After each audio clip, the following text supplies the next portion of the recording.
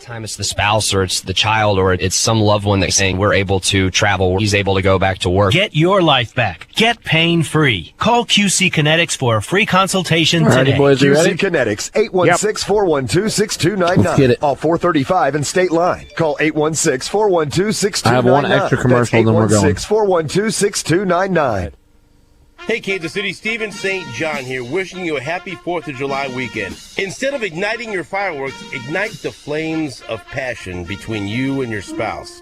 You won't go to the emergency room, and you'll create some fireworks of your own. Well, Stephen, if you're lucky, you might not end up in the emergency room, but you never know. And both ways, you could lose a finger. Happy birthday, America, from Border Patrol on Sports Radio. Sports Radio 810 WHB. Kansas City's hometown sports station. Sports Radio 810 WHB, Kansas City.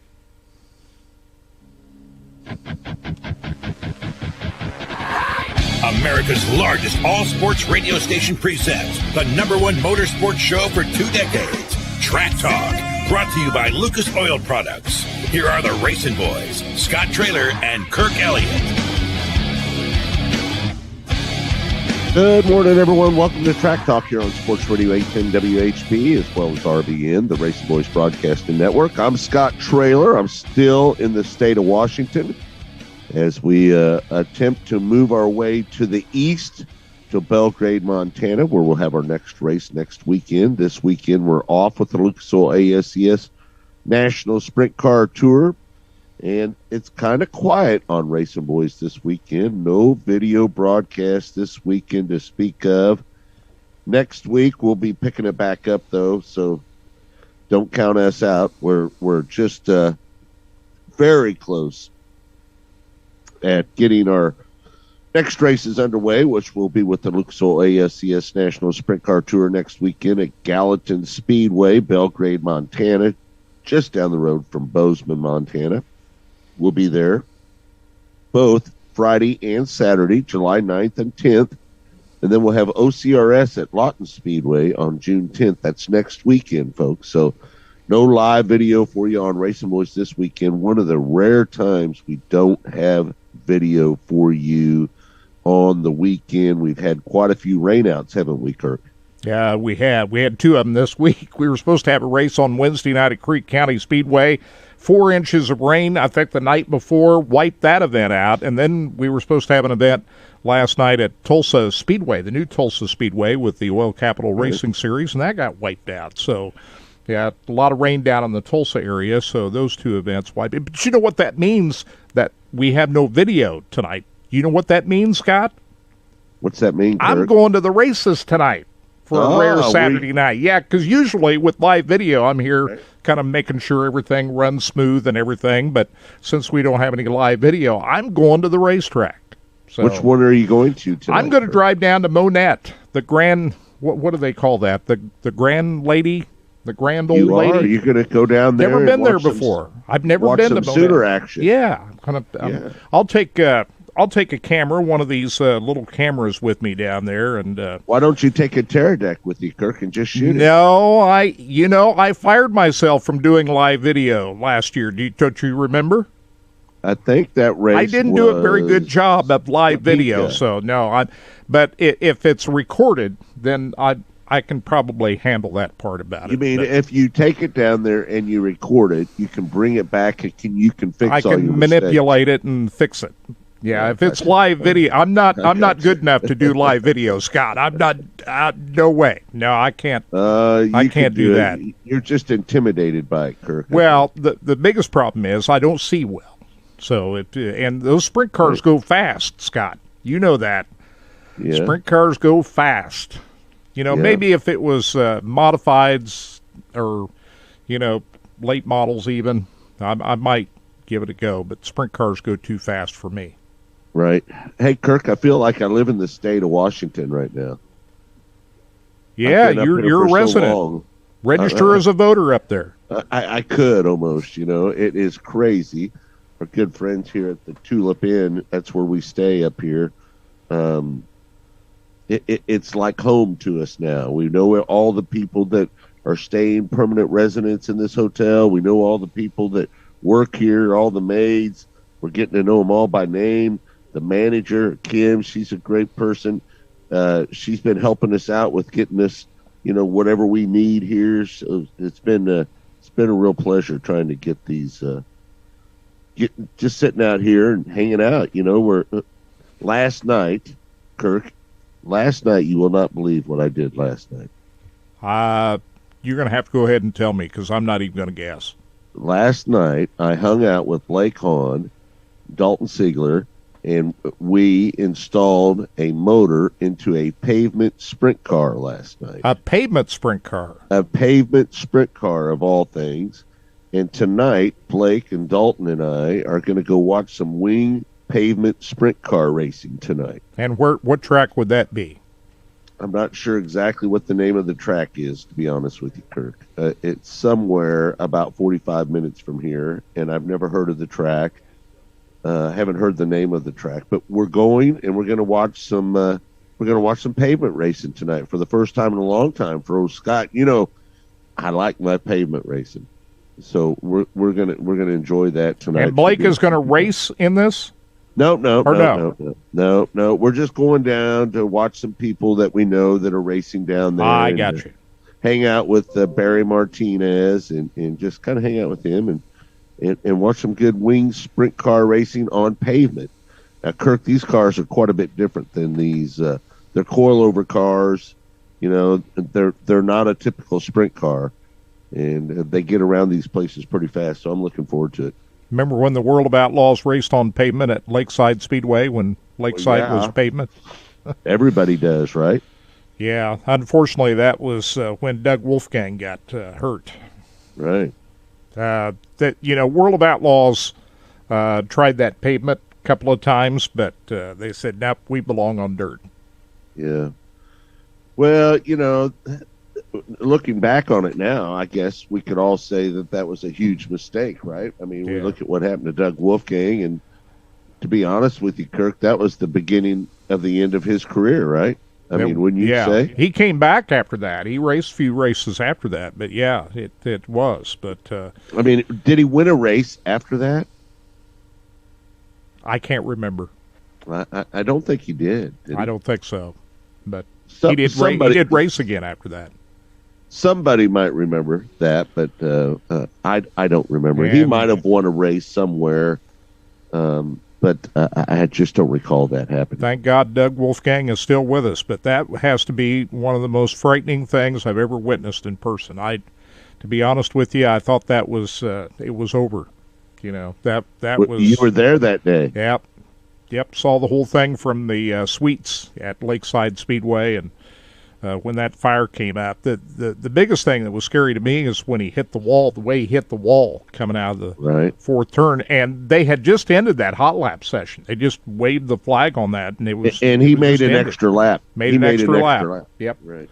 And that was a horrifying scene when you talk about fire, trying to get him out of that race car. And thank God he survived that. But that was as frightening a thing as I have ever seen. That was April of 1992. You'll never forget it, will you, Never Kirk? forget it. Hey, Kirk, we need to talk a little bit about last weekend's Lucas Oil ASCS National Sprint Car Tour race at the Jim Raper Memorial, the 49th Annual Dirt Cup. What a heartbreaker for Blake Hahn. Oh, my goodness. Oh, my God. That was, listen, I hate to say this, but Blake Hahn had that race bagged up, I think. I don't think there was any way that Dominic was going to catch him. In fact, Dominic pretty much said so after the race when he was talking privately with Blake that he didn't think that he was going to catch him. Blake had enough speed in that car. He was out there by himself. He was working the traffic pretty good. And then Robbie Price gets upside down in turns 3, and there's no place at all for Blake Hahn to go. And he plows right into Robbie Price. And let me tell you, Robbie Price felt horrible. Absolutely horrible that happened to Blake Hahn, because that's $15,000 that he lost right there. $15,000. And if you remember right, he had a chance to win that $10,000 at Lake Ozark Speedway as well, and he didn't win it. So now he thinks that he's left $25,000 on the table. That's kind of hard to swallow a little bit, right? But if anybody's going to buck it up and move on, it's Blake Hahn. He's got that kind of personality. He'll just keep plowing forward. But, yeah, that was as big a heartbreaker as you'll ever see what happened last Saturday night. My goodness. No, I agree with you. There's no way he was going to lose that race. No way. I don't think so. Yeah, but the Fresno, California driver, Dominic Scelzi, ended up picking up the win. And to be honest with you, Kirk, before the race, I picked Dominic Scelzi to win. You did? From the pole. You did. But because I felt that he had the speed in the car to win. I was a little privileged to watching them. They pumped the motors on Thursday night down there after Blake Hahn and Scelzi and them run up front. And Dominic's motor pump, it was legal, but it pumped a little bit bigger than everybody else's. And with him starting on the front row, I thought with his experience and with maybe a little bit superior motor, I'm not sure of that. But I mean, on the pump, it shows that it's a little superior. I felt that he was the guy to beat. But listen, nobody was listening to that over at the 52 car. Dalton, Blake, Tommy, they weren't listening to me at all. And let me tell you, Blake Hahn got out in the lead. He was working that traffic. He was doing a great job with it, only to get into Robbie Price there at the end. Had to be gut-wrenching. You could actually, if you watch the broadcast, go back and watch our broadcast of Dirt Cup on racingboys.tv. You will see the anguish in Blake Hahn's face without looking at his face. You can see it with his hand gestures after he makes contact with Robbie Price. After they get him to the work area, he takes his helmet off. You could just see the raw emotion from Blake Hahn, like, oh my gosh, I just let $15,000 get away from me. But it had nothing to do with Blake Hahn. Not one thing to do with Blake Hahn. Not one bit of that was his fault. He was doing everything that he should have done. He was leading. He had a good lead, no pressure, doing everything that he was supposed to do. Only a lap car flipping in front of him took him out and cost him that $15,000. And it just happened at a time. There's no time to react. I mean, when that happened, he just had virtually no time to react to that. Right. But you know what impressed me is they kept working on that car even after all of that. Put a new wing on the car. They tried to get him back out there. I mean, they didn't quit trying to get him back. Even after he lost that race, they just didn't park it. They kept working at it. And that was good for him because he ended up running 10th. Yeah, which is with amazing. With the race car, so that put him in front of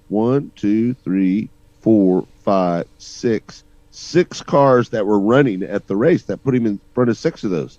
So that hard work by Tommy, Dalton, Scott Baguski got in there. He was helping him change out that wing and everything. So there was a lot of people trying to help him get that car back out on the racetrack, and they did.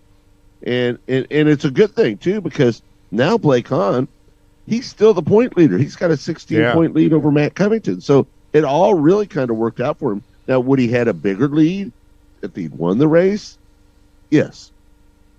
But he comes out of the Dirt Cup with a 16-point lead after wrecking. I think you got to be happy with that. But if he's sitting down there at Devil's Bowl Speedway in October with a 2-point championship margin, and he wins the championship by 2 or 3 points, they're going to look back on that and the way they kept working despite what happened to get that car back out on the track and get as good a finish as they could. Right. So Matt Covington's second in points. He's 16 points out of the lead. J.J. Hickle, the Washington driver, who has really shown some speed up here, and I thought he might be a player at the end of these races. He is currently third in points. He's 30 points out of the lead. Those 3 guys are really the guys that look like right now are going to contend for that championship. Hahn, Covington, Hickle. But I don't want to count out Dylan Westbrook. Now, he's 182 points out of the lead, but I don't think that's too far out for him to maybe catch up. And Scott Baguski, let me tell you something. Even though he's 250 points out of the lead, that guy can get on a roll. And if he does and starts clicking off a bunch of wins, and some of the guys in front of him have some bad luck, he can get back into this thing. But I think after that, it's over. Seth Bergman's 346 points out of the lead. He missed the second night up at Elma, chose to get his car ready for Dirt Cup. He did so. And so that's kind of taking him out of the points championship because he missed that one race. He's 346 points out of the lead. You're not going to catch anybody at 346 points out of the lead. Seth Bergman will be in it to win it from here on out.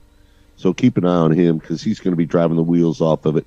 He's only going to be in it to win it from this point on. Yeah, Bergman needs better luck, better performance here coming up of what he's used to. So I would bet that'll happen. I mean, you get around Speed Week time, that's when Bergman starts to usually shine. So we'll see him running that. I'll bet he does a lot better.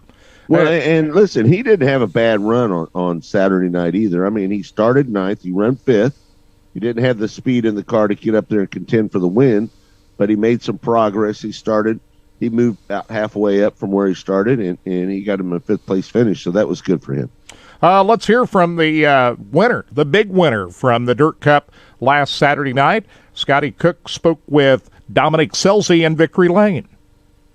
That was a good one. I felt like we were setting a pretty good pace, but I kind of felt like I was losing off of 4 a little bit. And when Blake got by me, I wasn't really surprised. I just kind of was trying to figure out how to get back by him. I don't think the race was over, but he was setting a pretty good pace. So anytime you can be lucky, it's better to be lucky than good. And luckily, we were both this weekend. I felt like we kind of gave one away there on Thursday, and maybe that was just a kind of the tables turned. So huge win for us. This is really big to put the Dirt Cup on our resume. This is awesome. Absolutely, I could not agree more. I mean, such a truly prestigious event. And what did Richard Petty say? I'd rather be lucky than good any day, right? That's right.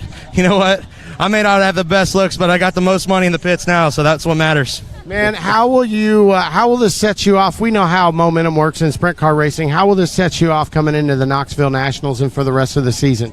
It's great. I'm not going to the Nationals, so no Nationals for me. This is it. We're on baby watch. My trophy girl at home, she's waiting to push a little one out here any day. So excited to get home with some diaper money, and my 2 dogs are waiting for me on the couch. So well, how about that? Well, save a little bit for yourself, but now finally you'll be able to tap in Grandpa Gary's account. That's right. He's probably out on his tractor. This lady's all wired, and again, I just can't say enough about my guys. Jimmy is changed my career around the last few years, and I got Garrett and Lucas and Mike and everyone that makes this happen. This is special. This is pretty cool, and I'm already excited to come back next year and try and double up. Congratulations, buddy. Thanks, guys. Have they had the baby yet? If they did, I missed it. No, they haven't. So I think he's just wanting to take Knoxville off.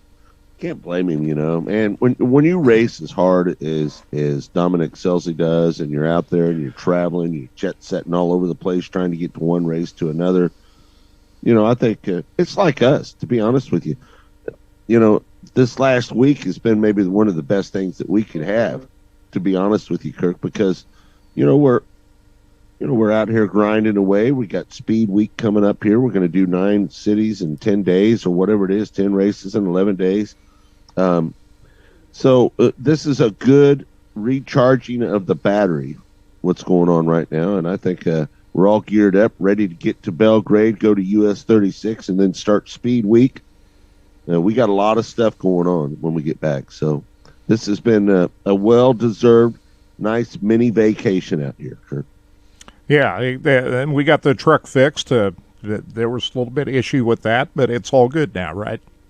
Truck is all good. We had a plug wire go bad on it, and when we were coming across, Kirk, from from Missouri to here, it was like 109 degrees. So I'm sure it was pretty hot under the hood and made everything pretty brittle. And but we made it. We're here. Truck's running fine, and we are just a couple days away from making our way over to Belgrade, Montana. Can't wait to get over there for the Grizzly Nationals. Should be a lot of fun. And the record-setting heat in the Seattle area is gone now? Yeah, back to normal? It is so beautiful up here, Kirk. We went up to Deception Pass. I don't know if you've ever heard of that before. It's a really nice lake area where you can see the Pacific Ocean. and you can kind of get down on a beach and hang out there. We did that the other day. And then we went up this mountain here the other day and did some I don't know, hiking, I guess is what you would call it. So we did a little hiking up in the mountains a couple days ago, and that's been a lot of fun. So it's just been really fun. We've been hanging out up at Barry Martinez's house, playing some cornhole, having some fun, having dinner up there for the last couple nights. Just been a pleasure. We have so many friends and people that want to do things with us out here. We have a ton of great supporters in the Pacific Northwest, and it's always a blast to come up here and hang out with everybody. A lot of other great sprint car racing that's going on. The Jackson Nationals held on Sunday after they got rained out on Saturday night. Logan Schuart picked up the $50,000 victory at Jackson Motorplex. And then last night they were at Cedar Lake Speedway, first of two nights, where Brad Sweet utilized a restart to get past Carson Macedo to win the feature event at the Cedar Lake Speedway last night. Pretty good finish for Brad Sweet. Didn't look like he was going to have a shot at it, and I don't think he would have had that yellow flag not come out there with less than 2 laps to go. But he was able to get the jump on Macedo on that restart and picked up the victory last night. Carson Macedo to win the feature. So, sorry about that, Kurt. Was that you? I thought I heard myself repeating myself. I opened a browser there, and I made a little mistake there.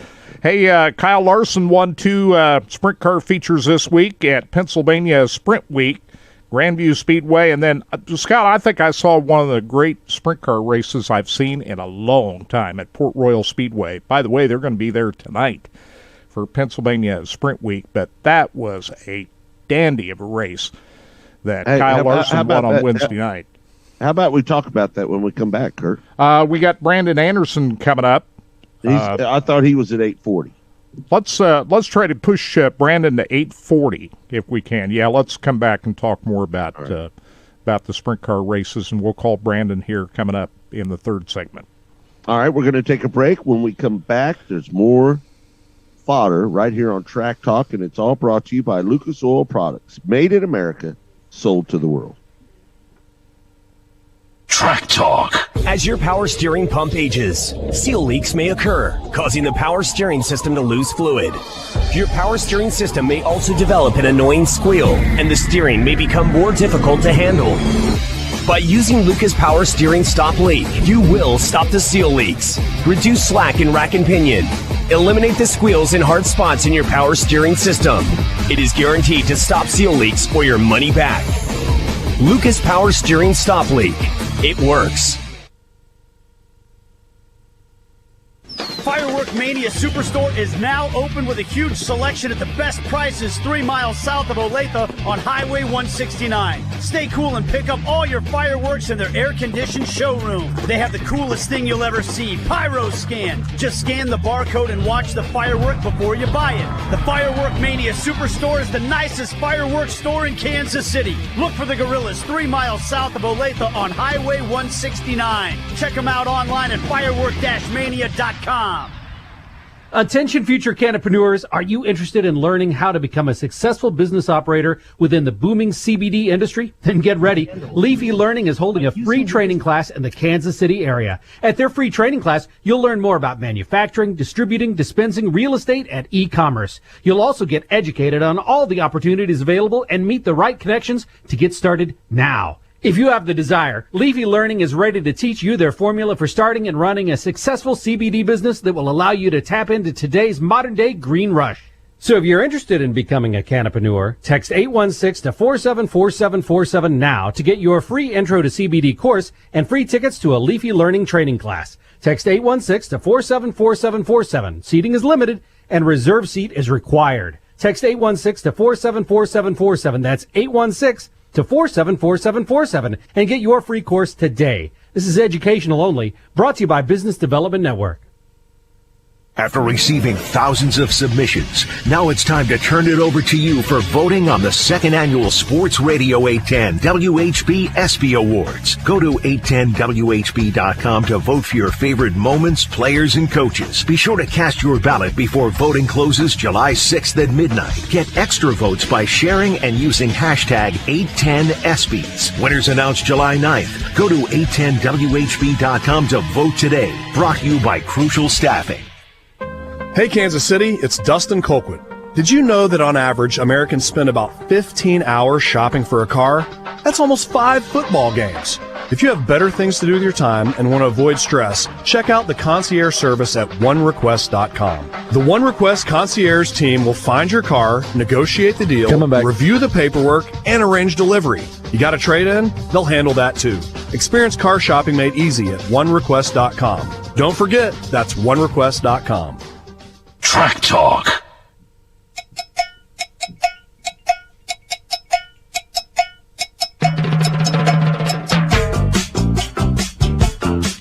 Welcome back to Track Talk here on Sports Radio 810 WHB. I'm Scott Trailer in the great state of Washington. As we mentioned, no broadcast on Racing Boys this weekend, but next weekend we got you loaded up with some OCRS action and Lucas Oil ASCS National Tour action. So we hope that you'll check in on that. You know, Kirk, we keep talking about Kyle Larson and what he does and how he wins, and he just keeps doing it. It doesn't matter what happens, but that race the other night, he won on Monday night, I believe, as well. But on Tuesday night, on that restart with about 3 laps to go, I believe he was running 4th and ended up winning that race. It was unbelievable. This is the question to the people that are watching online right now, that are watching on our Facebook page. I know that we've got some people watching from Wisconsin. We've got Nick from California. Jerry from Pennsylvania is listening as well. Kyle Larson, yes or no? The greatest driver ever. Kirk, you know me. I have a little bit of trouble putting Kyle Larson in front of Mario Andretti and AJ Foyt for 2 reasons. I need to see some open wheel racing out of Kyle Larson before I can put him in the same category as those guys. How about you? Well, I'm not ready to call anybody the greatest driver ever, so that's a lot of subjective. Is he one of the great ones in my lifetime? No doubt. One of the great ones in my lifetime? Yeah. No doubt. No doubt. He is. Is he the greatest driver who ever let? No, I'm not ready to say that. Now, Kirk, if you were to put people that you would consider the greatest drivers, who would you put in there? I mean, would you put AJ and Mario, or would you put a Wolfgang, Steve Kinser, somebody like that in there? Who would you put in? Well, AJ, Mario would definitely be 2 that I would put in there. There's no doubt about that.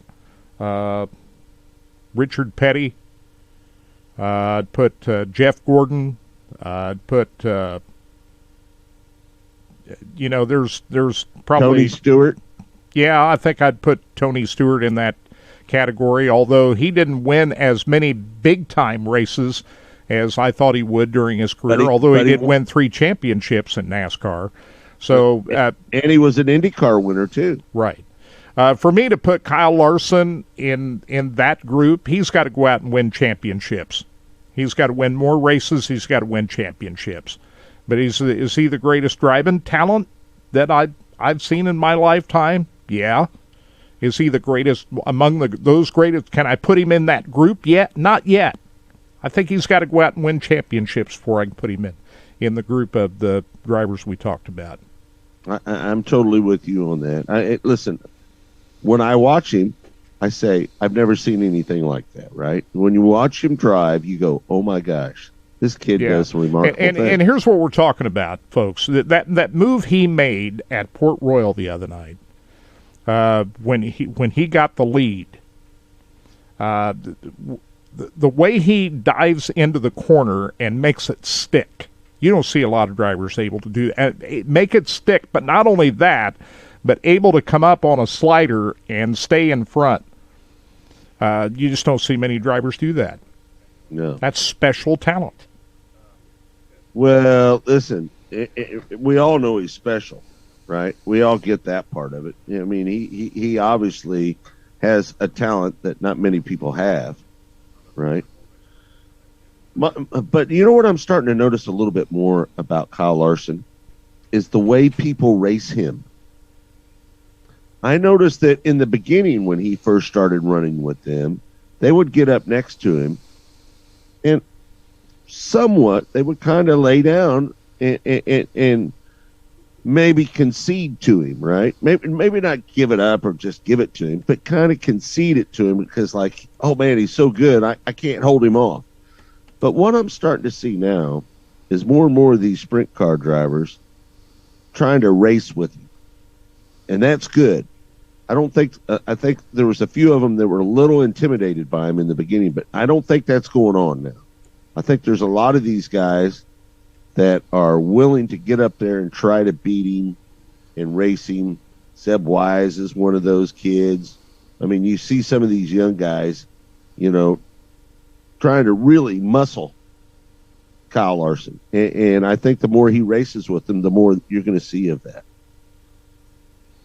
Yeah, I mean, the thing that is probably, and I don't say that Kyle Larson has much of a weak spot, but when he shows up at these sprint car races, he really doesn't qualify all that well most of the time. You know, you don't see him qualifying up front. It doesn't really matter usually, no. But it does. He admitted it does kind of put him behind the eight ball, makes his task a little bit more difficult when he shows up at these sprint car races when he doesn't get as good a starting spot. When he starts up on the front row, that's lights out. You know, it's lights out, game over. But when he's starting most of these sprint car races in the fourth or fifth row, he's got his work cut out for him. This is not easy. You know, these drivers, you know, what a lot of people outside of dirt track racing don't understand about what Kyle Larson is doing when he goes away from NASCAR and starts racing these dirt races. He's not racing.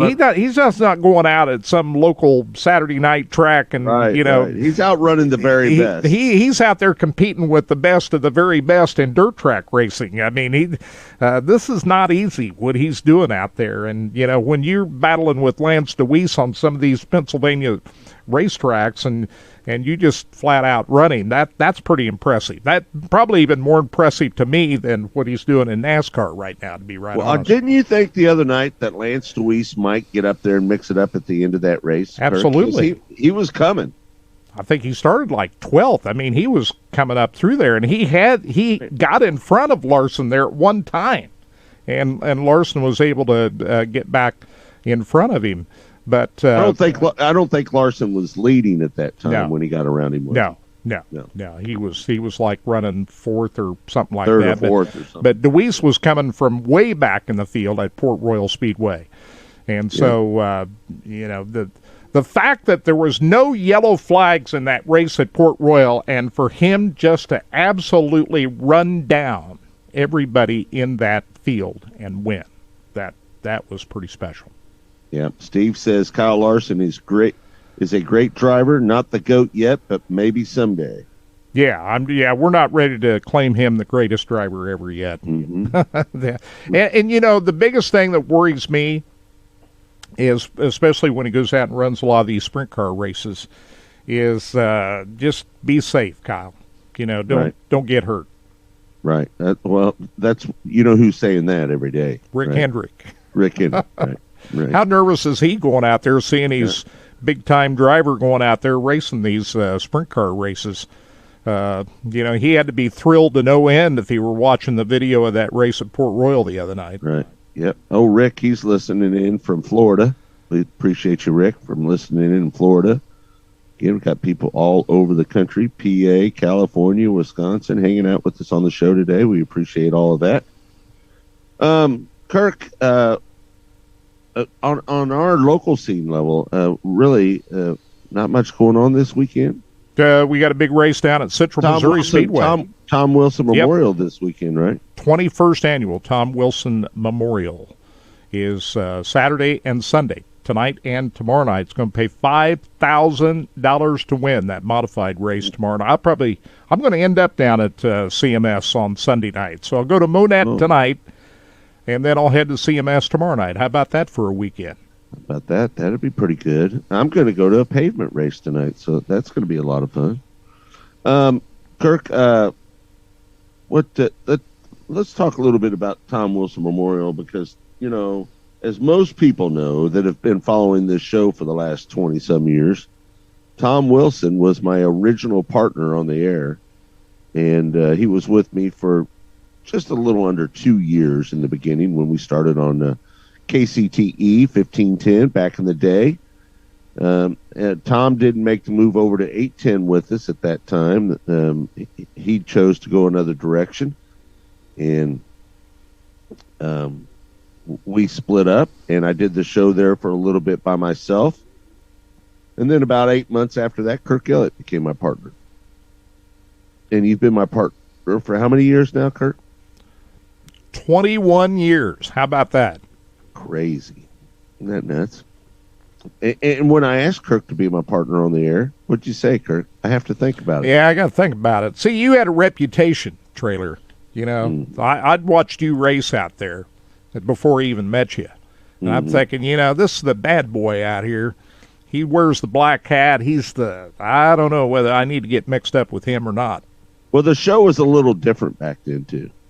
Yeah. It was a little edgier. Edgy. Edgy. But you know what? When that show will be back someday. Right. But I listened to you do the show by yourself there in the fall of '99 as Sports Radio 810 moved to the big time on 810. Sports Radio 810. That's when it all started. You were there when it all started. And I heard you do the show by yourself. I said, you know what? That guy's not too bad. I like that. And I got to where I was listening to your show every week. And I said, after a while, I thought, I'd like to be a part of that. So, yeah, it took me a little while to... You're an acquired taste, Scott Trailer. I don't know about that, Kurt. But it's been all good. Someday, that type of show that I did in the early years of Track Talk will be back. Because, listen, folks, I'm not going to stay out here on the road forever. Someday, I'm going to be sitting right there where Kirk Elliott's at, and I'm going to be doing a 2-hour podcast every day, Monday through Friday. Every day, we're going to do that show. And so that's my out plan. So that's coming. I don't know how soon. Hell, it might be next year. Who knows? My health doesn't start getting a little bit better. Marvin said, Tony Stewart said he's a better driver than him and has the natural talent to back it up. He said that Kyle doesn't even have to think what he's doing. It's automatic. I did see where Tony... Yeah, he did mention that. He was paraphrasing there a little bit, Marvin was. But what he was saying there is that he can get in a car and get it up to speed and not even have to think about what he's doing behind the wheel of that car. When he gets in there, he can get up to speed so much more naturally than anybody else Tony Stewart's ever seen. And that's what Tony was talking about, is that he can just get in any kind of car and just drive the wheels off of it. Well, if you just watch him, and you're a driver, so you know this better than anybody. Drivers can see it. There's certain nuances that you can see maybe the average fan can't see of what a driver can do out on the racetrack.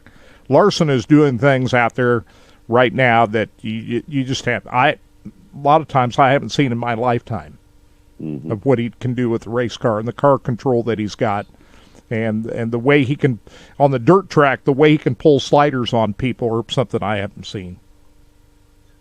Well, the one thing that he does, I think, and again, as I mentioned a little bit earlier, you're starting to see a lot of these other drivers starting to race him a little bit harder. But in the beginning, all he had to do is show himself, and those drivers would kind of pee down their leg a little bit, right?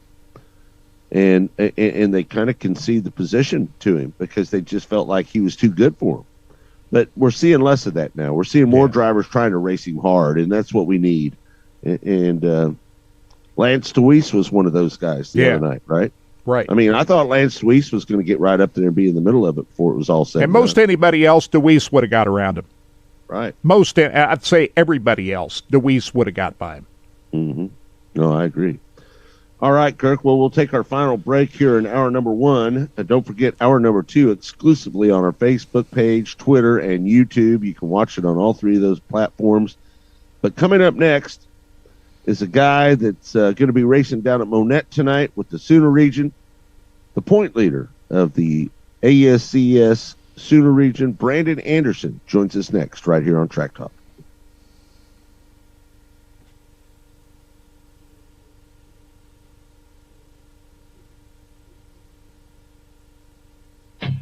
Celebrate the 4th of July with the Monarchs. Wear your patriotic gear for an all-American birthday party at Legends Field. Gates open at 2. Game time is 3 p.m. Kids 10 and under eat free. And don't forget to bring your ball and glove for a post-game catch on the field. For season or group ticket packages, call 913-328-5618. The party's on for the 4th of July with the Kansas City Monarchs. Get your tickets today at monarchsbaseball.com. 30% more meat. Good Sense, your favorite KC sub shop, is now serving 30% more meat on all their freshly sliced cold subs. Good Sense has always been the place to go for soft bread baked fresh twice each day, meat sliced to order, and their enormous 16-inch subs, so they were already good. Now with 30% more meat, they just got gooder. Stop by your locally owned Good Sense today to try the 30% meatier experience. Good Sense. The choice of a lawyer is an important decision and should not be based solely upon advertisements. I'm attorney Mike DePasquale. I played linebacker. I won a state championship. I played Division I ball. I know a thing or two about winning. A winning attitude starts with confidence. My law firm is so confident in what we do that if we take your injury case and we don't win, you don't pay us a dime. So if you've been hurt, call me. My team wants to win for you. I've got this. Mike's got this. All you need to know. 816-888-7500. Mike's got this. Attention men. Want to ensure your relationship with your significant other can handle the heat this summer? If you suffer from erectile dysfunction or you just want to perform better, call the Kansas City Men's Clinic today. Regardless of your age or medical condition, we can help. Call the Kansas City Men's Clinic today and schedule your confidential consultation at 816-608-8189. That's 816-608-8189, or go to theKansasCityMen'sClinic.com.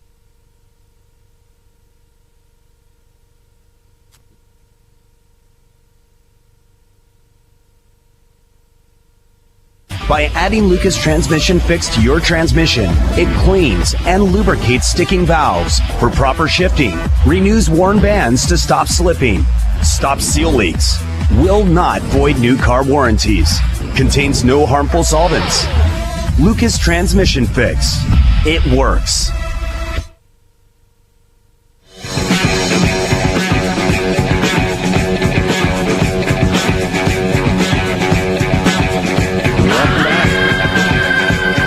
Here on Sports Radio 810 WHB, RBN, the Racing Boys Broadcasting Network. Don't forget hour number 2, exclusively on our Facebook page, Twitter account, as well as YouTube. You can watch on all 3 different platforms. We hope that you'll join us. In hour number 2, it gets a little crazy over there sometimes in hour number 2. The topics get a little offbeat just a little bit. It's uninterrupted, and it's all brought to you by Lucas Oil Products. Like hour number 1, Lucas Oil Products, made in America, sold to the world. I want to thank Forrest Lucas and Dave Wanzer, Bob Dillner, and all the great folks over there at Lucas Oil for everything they do for the Racing Boys. They're great partners, have been for over a decade now. All right, let's bring in our first guest here today. I believe he's the point leader with the Sooner region. They're going to be racing down at Monette tonight. Brandon Anderson joins us now. Brandon, how you doing? Hey, good. How are you guys? Thanks for having me on. Hey, man, we're doing good. You're going to be racing down at Monette tonight. Tell us about that place. Yeah, I'm super excited. I loved that place last year. It was it's big and fast and no wall, and we were right around the top, just ripping. Yeah. So, man, talk about your season so far. You got to be pretty pumped up about that, right? I mean, things are going pretty good for you right now. Yeah, honestly, we're just we're having fun. We brought Bobby Kraft on before this year, and he has helped our program tremendously. I think if you want to be successful, you surround yourself with successful people, and I'm very fortunate to have the right people working around me that want to see me succeed. Yeah. Brandon, you've had a lot of different guys running with you a little bit more this year. I mean, I see some guys like Jeremy Campbell coming down there running the Sooner region. Ryan Timms has run quite a few of those races this year. He's third in points. We know he's not going to be running full time, so I don't think he's a real threat for that championship. He does have 3 wins to your 2. But in Kyle Clark, I mean, he's been running really well here as of late. Talk about all the drivers that run. Zach Chappell, the youngest driver to ever win the Lucas Oil ASCS National Tour Championship. He's been running with you a little bit more regular this year. Just talk about your competition a little bit. Yeah, I think the competition is tough. There's a full 25 race schedule this year, and anything can happen throughout that. Jeremy's very accomplished in NCRA, and he's even ran the World of Outlaws before. And Ryan is just a freak of nature. I think you need to keep your eyes on that kid. He's gonna do great things in his career. And you have good locals like Kyle Clark and Forrest Sutherland and Michael Tyree and Sean McClellan when he comes in there. Sean McClellan isn't going to run full time, but when he's there, he's pretty serious guy to beat. Yes, he's very good, and that's shown with his win credits to Sooner Region. But it makes it more fun when these guys are that you're racing against are good, and they push you, and it makes you strive to be better every single week. Man, you are killing it with consistency. You've got those 2 wins that we talked about, but in 11 races, you've had 8 top 5s and 10 top 10s out of 11 races. Man, that is a killer number. Thank you. Yeah, that's just a testament to this team and how the car just stays together every single race. No malfunctions, no anything, and the preparation that goes into it. Me and Bobby sat out here in the off season and just completely reorganized our operation, and I think it's going pretty good for just a hobby that we all love, and we're not taking it too serious, but we're just having fun with it. Sometimes, Brandon, let me just ask you on that note, that answer of yours. Sometimes you're racing against professional race teams, though, like when some of the national guys come in and they run Creek County or whatever, Blake Hahn or Matt Covington or Seth Bergman or one of those guys that live around your area. From time to time, you got to take on the likes of the national guys as well. And so there's a little added pressure with that, isn't there? Yeah, very much. Those guys are so much fun to race against. They're just so calculated and quick with their decisions. And it's really rewarding when you can go out there and keep up with them when they race almost twice as much as you do in a year, and that they're actually doing it for a living. And, I love it, and I love that I have the opportunity to go and race against people like that and just live out my dream of, racing sprint cars. Hey, Brandon, you mentioned you just reorganized and things seemed a bit. What was the biggest thing you had to take a look at that you had to put more of a priority on? I think just getting all our parts straightened out, our spares and things like that, and we almost completely gutted the trailer and just you kind of knowing where everything is. So if you get in a bind, you don't have to think about it. You just automatically know. And Bobby's great with that. He's been with a lot of teams and seen it all, so he knows kind of exactly what to do with everything. your last two starts, second-place finishes.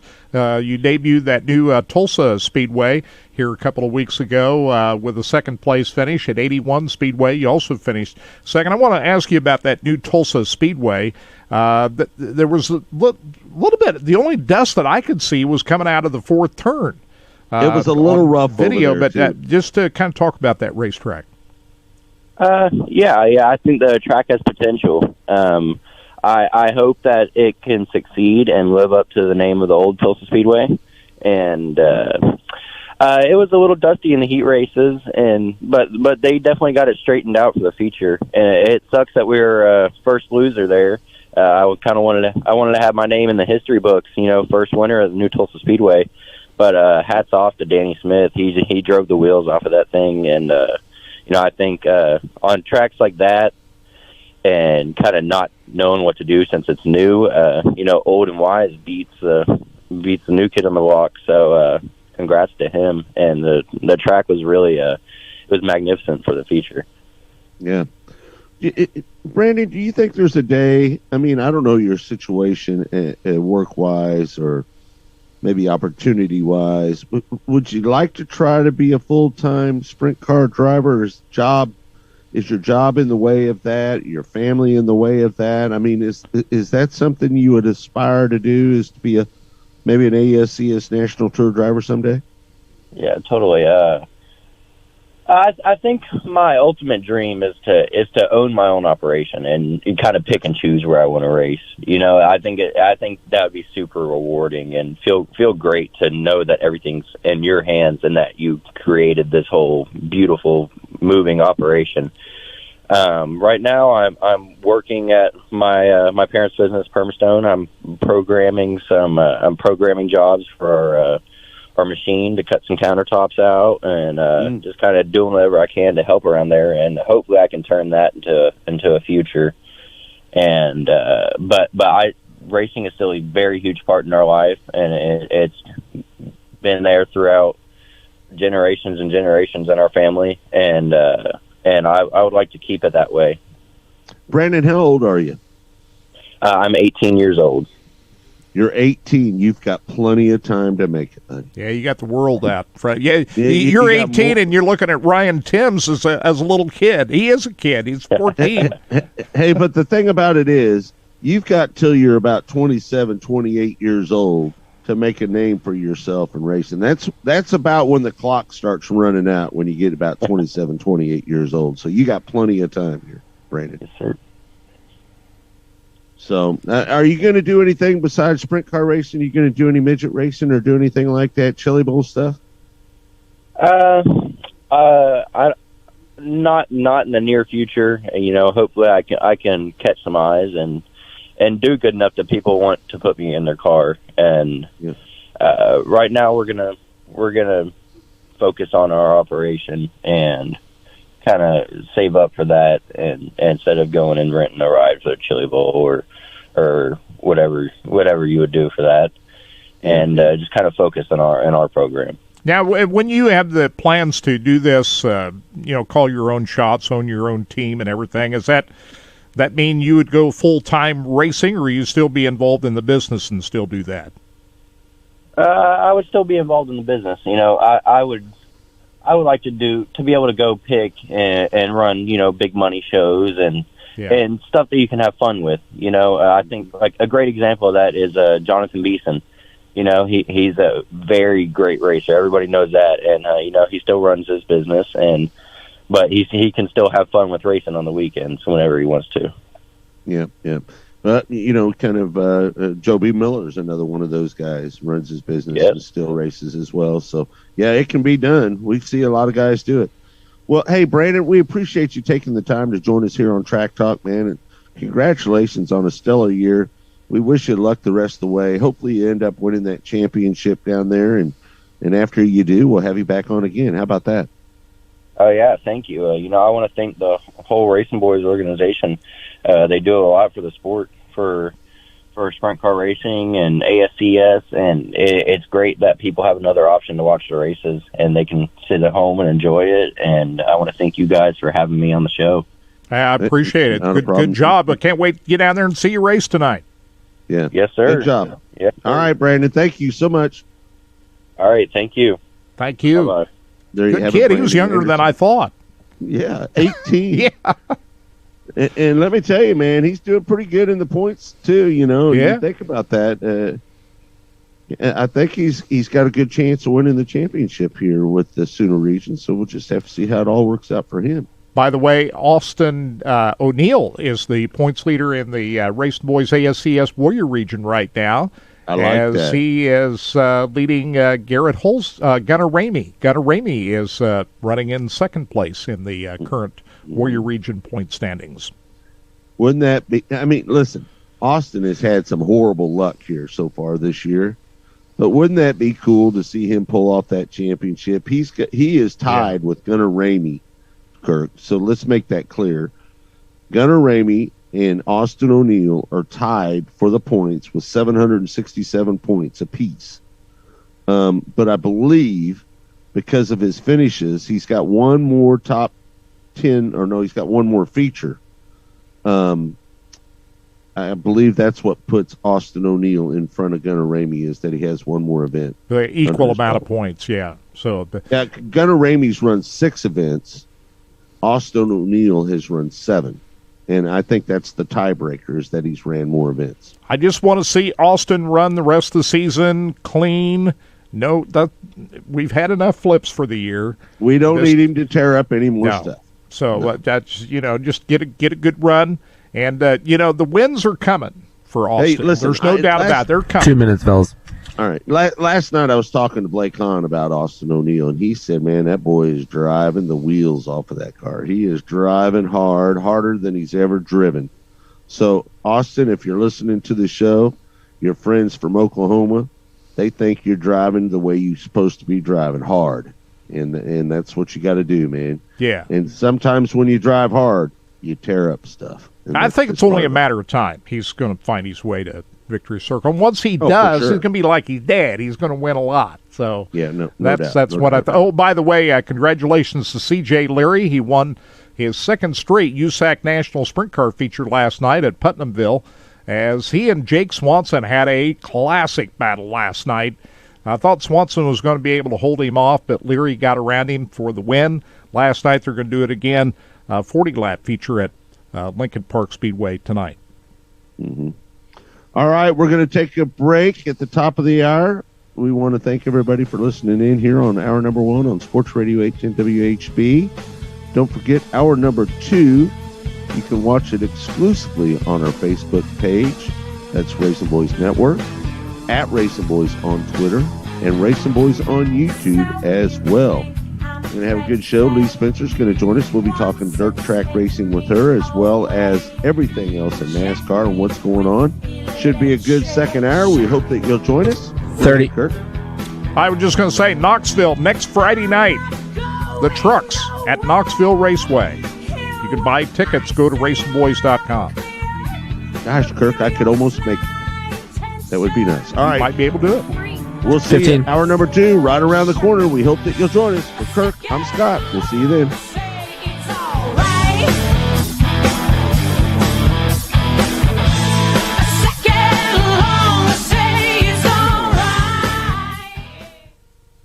Hey, Kansas City, it's Brian Pringle with Victory Hey, Blake. Ford at the Legends in KCK. Victory Auto Group has Hey, joined Blake. a nationwide network of auto dealers looking to purchase inventory that collectively bid for your vehicle. Would you like to know what they are willing to pay for your car, whether you buy another or not? For your simple, no-hassle quote, just text your name to 913-229-6384. You can also visit us at the Legends Auto Plaza on the southeast corner of 435 and Parallel, or online at victoryfordkc.com. Victory Ford, where our first price is better than their last.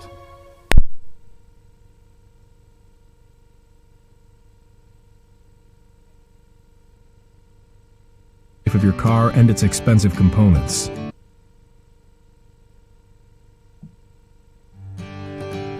Taking care of your car is a responsibility.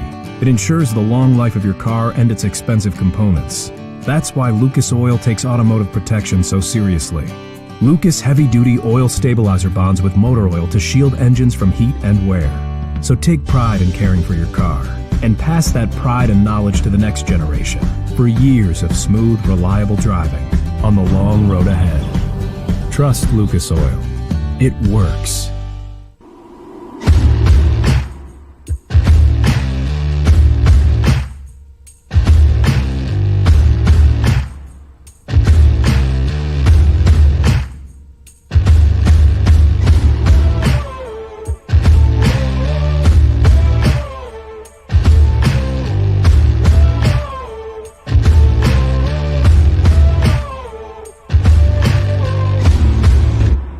One of the main reasons for poor vehicle performance is a dirty fuel system.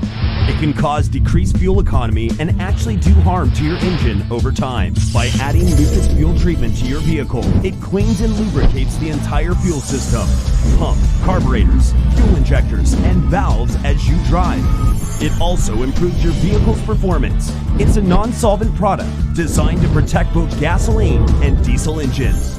Lucas Fuel Treatment. It works.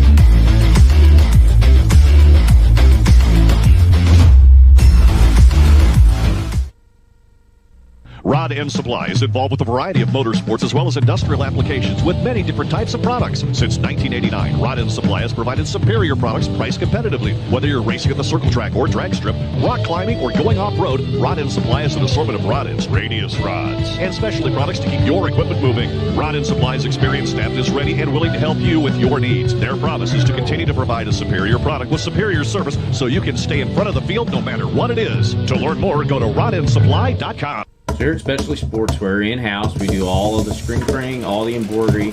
We do some vinyl. The other add specialty items like your pens, magnets, notepads, calendars. You can actually buy that, build your business to make it larger. We have the largest screen printing process and the largest embroidery anywhere around in the area. We can do stuff all the way from your school clubs to sports teams, a professional look in the office. If you can imagine it, we can do it for you. There is less than 1/100th of an inch of motor oil protecting your car's engine. Friction and heat causes engine oil to experience thermal breakdown, weakening its ability to protect the engine and its parts. Lucas Heavy Duty Oil Stabilizer is specially formulated to resist thermal breakdown, protect vital engine parts, and extend the life of your engine. It also stops smoking, knocking, and oil consumption in worn engines. Lucas Heavy Duty Oil Stabilizer. Keep that engine alive. Alumatech Products is the premier aluminum cabinet company as well as custom aluminum trailer manufacturer. They specialize in custom cabinetry and production units. All the cabinets are built in-house by exceptional craftsmen.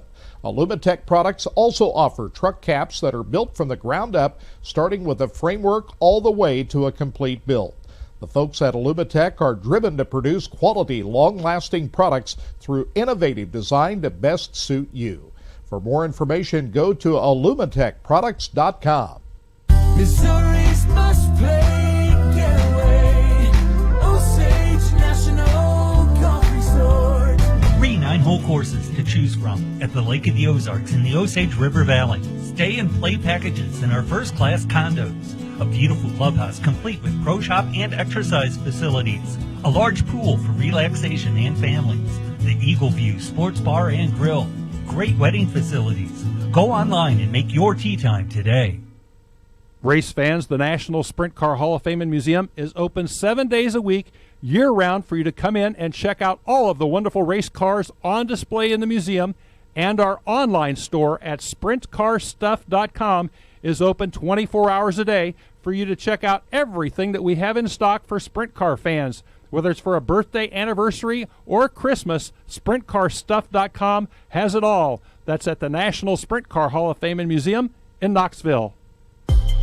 We not only look to the future, we design it. Our excellence and professionalism in craftsmanship, quality, and safety is unmatched in the industry. We are proud suppliers to some of the most elite race teams in the world. We build it, you drive it.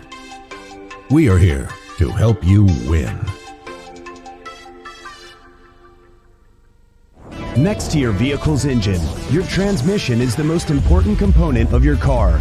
If it's not properly maintained, your car may not shift properly. By adding Lucas Transmission Fix to your transmission, it cleans and lubricates sticking valves for proper shifting, renews worn bands to stop slipping, stops seal leaks, will not void new car warranties, contains no harmful solvents. Lucas Transmission Fix. It works. Hey, this is Larry the Cable Guy, and you're listening to Racing Boys, and if you ain't listening to them, you get out of the country because you're a communist. I love the Racing Boys. Like Mater says, they make me happier than a tornado in a trailer park.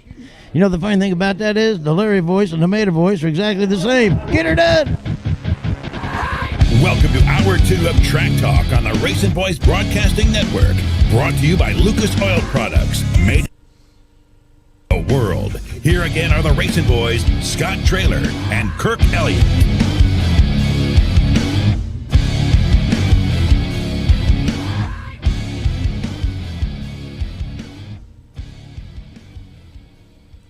And welcome back to hour number 2 of Track Talk. Scott Traylor, I think he's there. I'm not hearing him right now. So have we got him muted? But we'll get him up and going. Now I hear you. That Adam says that he's got you turned on now. Oh, well, that wasn't you, Scott. That usually makes a difference. You know, we're going to give Adam a break here. We don't have Todd Surprise with us this morning. He's gone the next 2 Saturdays. Typically, Deidre is the one that turns me on. Okay, well, this time I think it was Adam that flipped you on the computer. Now it's all good, Adam. This was not Deidre's situation. I muted him during the break, and then I forgot. No, I didn't mean it that kind of turn on, sir. Oh my gosh! I'm just saying, you know, she's my girl. Yeah. Right. So, hey, listen. So how's things back in Kansas City? Can you give me a little update on what's going on back home? Because, you know, it's been a month. Taking care of your car I is a haven't been home in a responsibility. month. It ensures the long life of your car and its Why do expensive we have a components. commercial? We've got a commercial That's why play. Lucas Oil takes. There we go. Now it's off. No, now we got a frame down in the corner of the picture. Okay. Okay, we're going to get All this right. sorted out here one way or another. we got some new people over there. Hey, listen, Adam is more than capable of running this he's show. good. It's all good. So, you know. So, listen. Todd is listening in, by the way. He's hearing all Hey, this. Todd. There's no doubt. He's probably thinking, this is what I do right now. We Hey, miss you, Todd. We miss you. Kurt, tell me what's going on in Kansas City. What have I missed? Well, you missed the. I've been gone a month. You missed a lot of rain there while you were gone. How's our yard look? How's our yard look, Deidre? Your yard looks fine. You can get on there with the microphone, Deidre. The yard is still very saturated. It is. It's been wet since you were gone, but your motorhome is still parked where it was when you left it. It's ready to go. Hopefully, yeah. I told you we had Seattle's weather here. in We Seattle have and one ours. more round of repairs on that when I get back, Kurt. You got another round of repairs?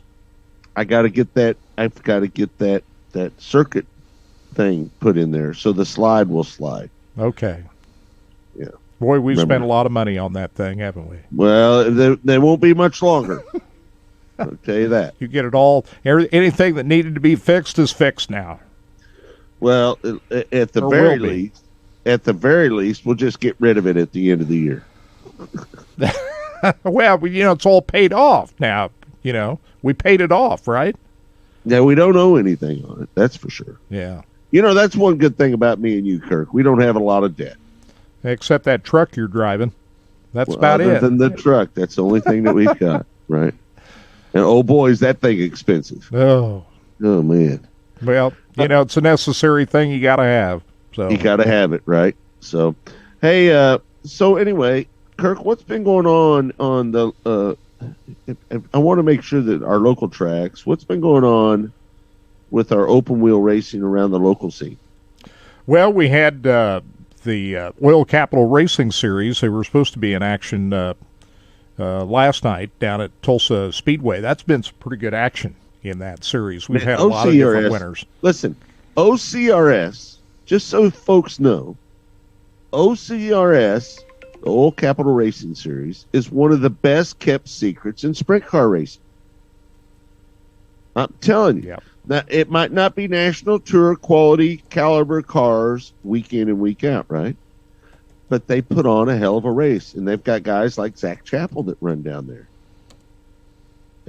A past Lucas Oil ASCS, the youngest person to ever win a national championship with the Lucas Oil ASCS National Sprint Car Tour.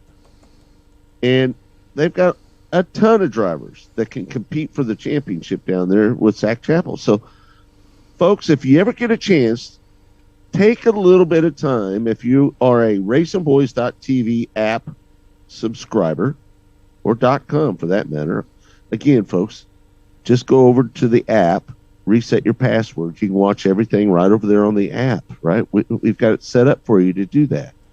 So all you've got to do is just go over to the app, reset your password.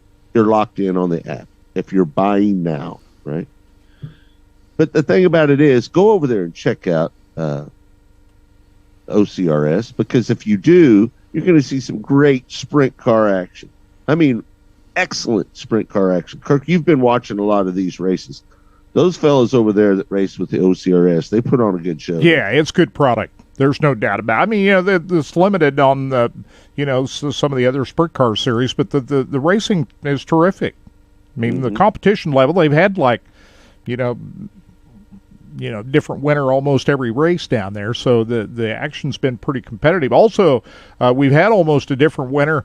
We've now had our second repeat winner in the USAC Midwest Wingless Racing Association. They had its most recent race down at 81 Speedway last Saturday night. Wesley Smith picks up his second victory of the season. That was after Corey Schutte won back-to-back races at I-35 and Central Missouri Speedway. They're all gathering for the big night at Knoxville next weekend for the Corn Belt Nationals. That's next Saturday night, so all the non-wing guys are going to be at Knoxville next Saturday night. But the next scheduled event for the Midwest Wingless Racing Association is on July the 16th at the Kansas State Fairgrounds in Hutchinson, and also the following night, July 17th at I-35 Speedway up in Winston, up north of here. And then they're off until August the 6th at Lakeside Speedway. That's 3 nights after the Speed Week event for the Lucas Oil ASCS Sprint Car Dirt Series on Tuesday night, August the 3rd. Friday night, August the 6th, we'll see the non-wing sprint cars at Lakeside. So that's the first week in August, big week at Lakeside Speedway. Yeah. Lakeside is big. And listen, I'd love to be up there for that truck race next week, right? But I'm going to be rolling into town.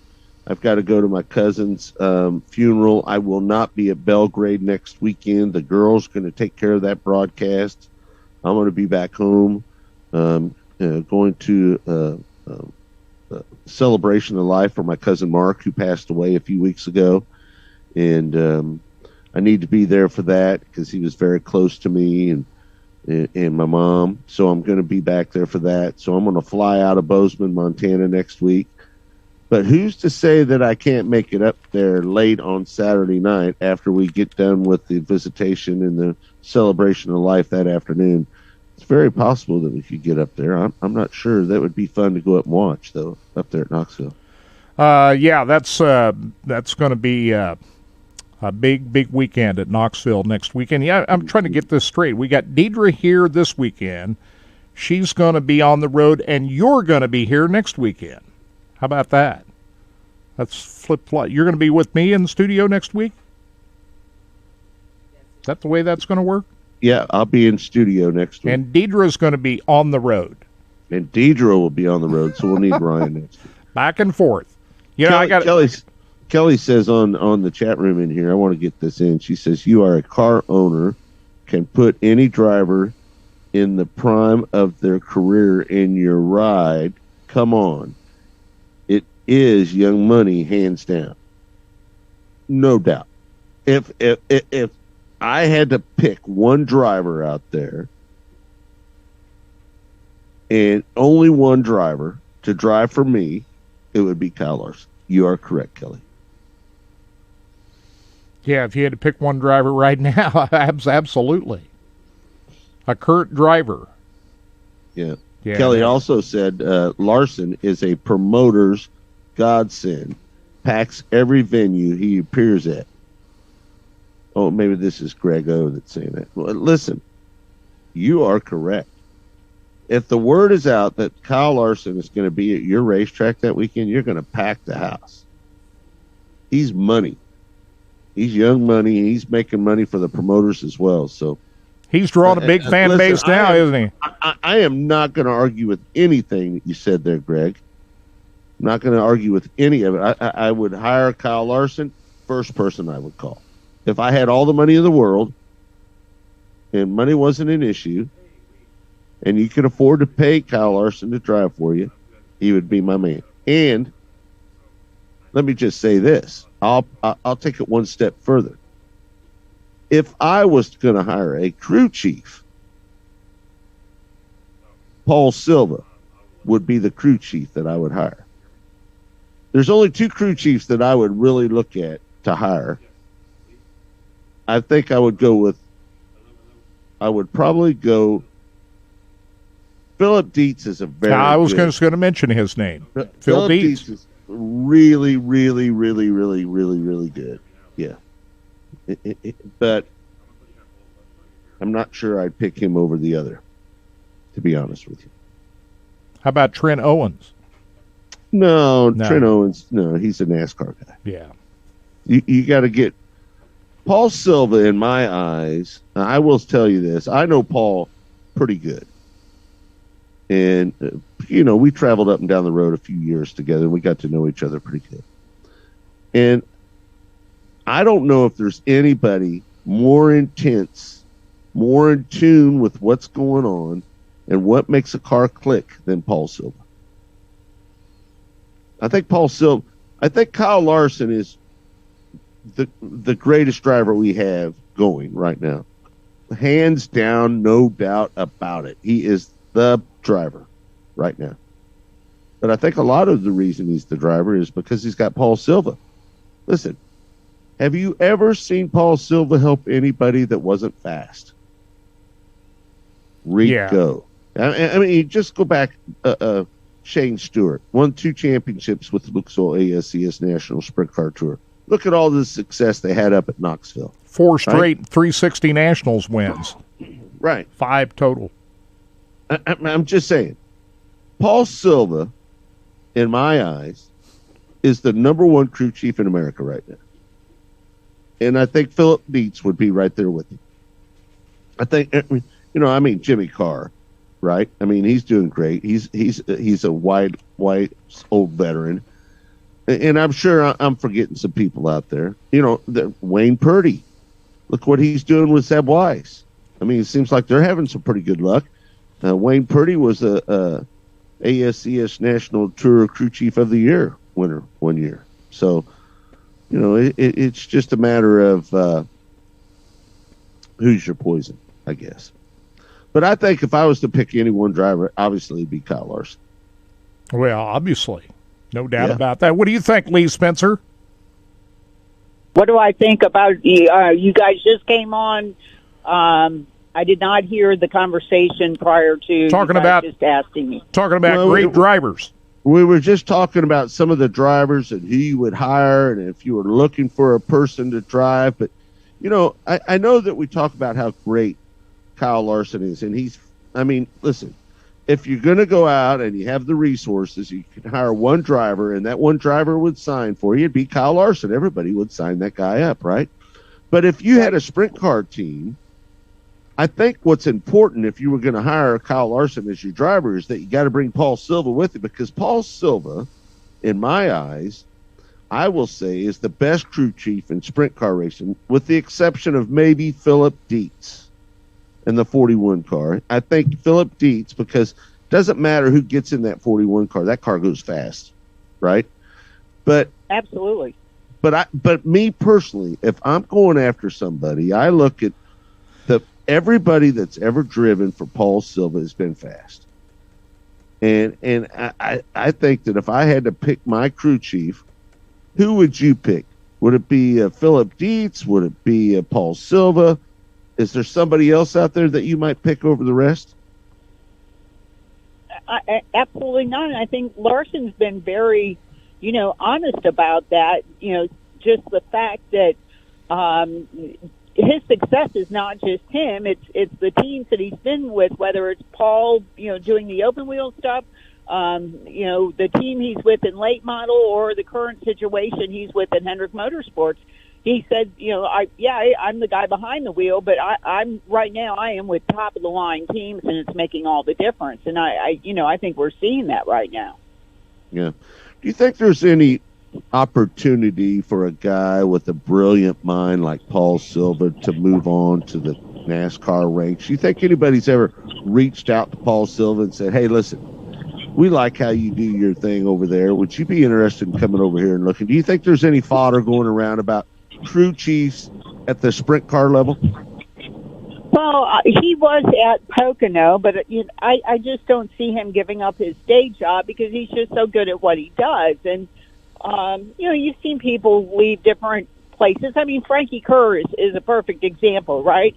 Frankie was with the All-Stars forever, but he had an opportunity when, his days of driving were over to come and be a crew chief in NASCAR. And that's as a driver. And, so many times, the former drivers make really good crew chiefs because they speak the driver's language. And, I think that's why Cliff Daniels, who's now working with Larson, is so good at what he does, is because they speak the same language. Because, he drove, found he could make a better, a more successful living doing what he did as crew chief. But, I think that there's always opportunity, because I think Frankie's a perfect example of that. Is a guy who, brought the knowledge that he had from open wheel and brought it over to the Cup side of the garage.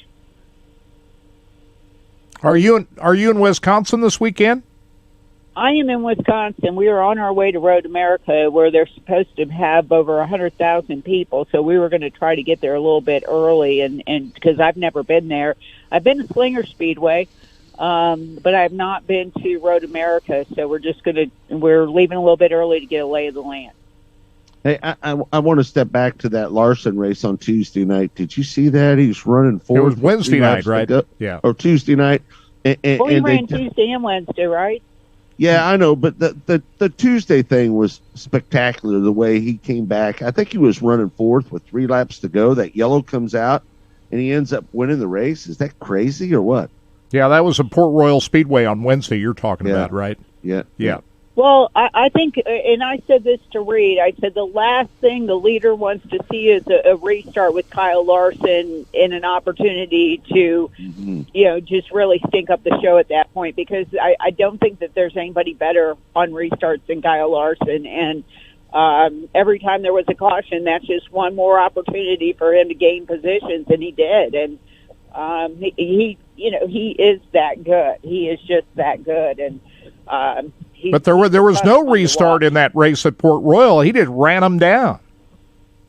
He absolutely did. And no, but I'm saying that, there was, then maybe I'm thinking about Tuesday or Wednesday. Tuesday at Grandview, and then Wednesday at Port Royal. Port Royal, it was just that was just guts out, and just ran Lucas Wolf down and passed him. But, anytime, I guess what I'm saying is if there's a restart involved, the guy in the lead is going to be a sitting duck. And Larson just, because he just, that's just what he does. And I think that we, time and again, we've seen that happen. And I don't know. He just continues to impress me. Yeah, it's amazing what's going on, and he's been good on these road courses. Is there anybody going to say he's not a favorite this weekend? I mean, he won at Sears Point here, Sonoma, I guess they call it now. Here a couple of weeks ago, he ran second to Chase at the Coda. I mean, who's to say that Larson's not going to be dominant this weekend? I think he's going to be dominant wherever he goes. And, it's just because he's so good at what he's doing. The team's so good at what they're doing. I mean, you better be on your fuel mileage game at Road America, because with it being 4 miles, you can't afford to run out. So that's going to, it's going to be really interesting to watch the strategy. They're having a Trans Am race earlier today, and there's several guys running in that prior to the Xfinity race and the Cup race. I just posted a story about Christopher Bell. He's running the Trans Am race, and of course, he's a former winner at Road America. And this is the Cup debut. So, then you have guys like Kevin Harvick, the Xfinity race to get more experience. So I think that there's a lot of opportunity that, and with this practice that they're offering today, to see, different guys try to get, seat time and make the most of the time on the track. All right. Hey, Lee, I want to move on to another subject. Maybe the news of the week. Justin Marks acquires Chip Ganassi at Racing. Your thoughts on that? And did he pay the asking? Because we're hearing like $10 million if you want to buy a charter. Do you think that Justin Marks had to get up in that range to buy Ganassi, or kind of give us some ideas on what you know of the details of that purchase? Well, no one is giving out what the numbers are. I did hear that one of the teams was offered $12 million for their charter, so that's kind of, if that is indeed the case, then you figure, well, he bought the organization, he bought 2 charters plus the building, plus the assets, and so if that was the case, and this is just sheer speculation, I would think you'd have to be, well into what, 25, 30? I don't know. I'm speculating because the thing of it is, the people that I've talked to, for 7 figures, he was able to get a turnkey operation, a place to put Suarez for the year and race Suarez this year, and they're out running the other 2 RCR cars, which is really phenomenal when you think about their running space in a garage bay at RCR, right? And have all the RCR, using all the RCR people and the RCR pit crews and RCR cars and transporters, pit boxes, everything, complete turnkey situation. So he needed all of that to get going. He needed the brick and mortar. He just had to have. He's basically just starting from scratch, right? So if he was going to do that, now he has all of that from Chip Ganassi Racing, and so to me it makes sense. And even though some of the equipment's going to be obsolete, the cars will be obsolete because they're going to the next gen car. You didn't have a situation where, with what's going on, post pandemic and supply lines being diminished severely, some of these things like transporters, which would be impossible to get, now he all has that at his disposal. So to me, it just, it made absolute sense what he did to, get moving in the right direction and just get a foothold in Cup. Ganassi called this, it was a deal he couldn't refuse. Must have been a heck of an offer. Well, let's think about it. Back in the days when Chip first got here, it was at the heyday of NASCAR, right? And then he was able to have Target up the ante. Chip had a 25-year relationship with Target. I can remember going to the anniversary party that they held in Las Vegas, and it was the same weekend as a Cup weekend out there, and that's where they threw the party. And then brought all the Target execs to the racetrack after the fact. Now, having the opportunity to do that and then get Target to up the ante and expand into Cup and be able to, I don't know, kind of spread the budget thin and probably thinner for NASCAR and put more emphasis on the IndyCar side because that's where his heart and soul is. I just never really thought that Chip's Cup program amounted to much. I just, I've never had a lot of just, I don't know what the proper word is, but I just don't think they made the most of what their opportunity was. So that being said, you struggle all these years. You have 14 wins and how many starts? They have a 1%. Their winning percentage is 1%, right, over 20 years.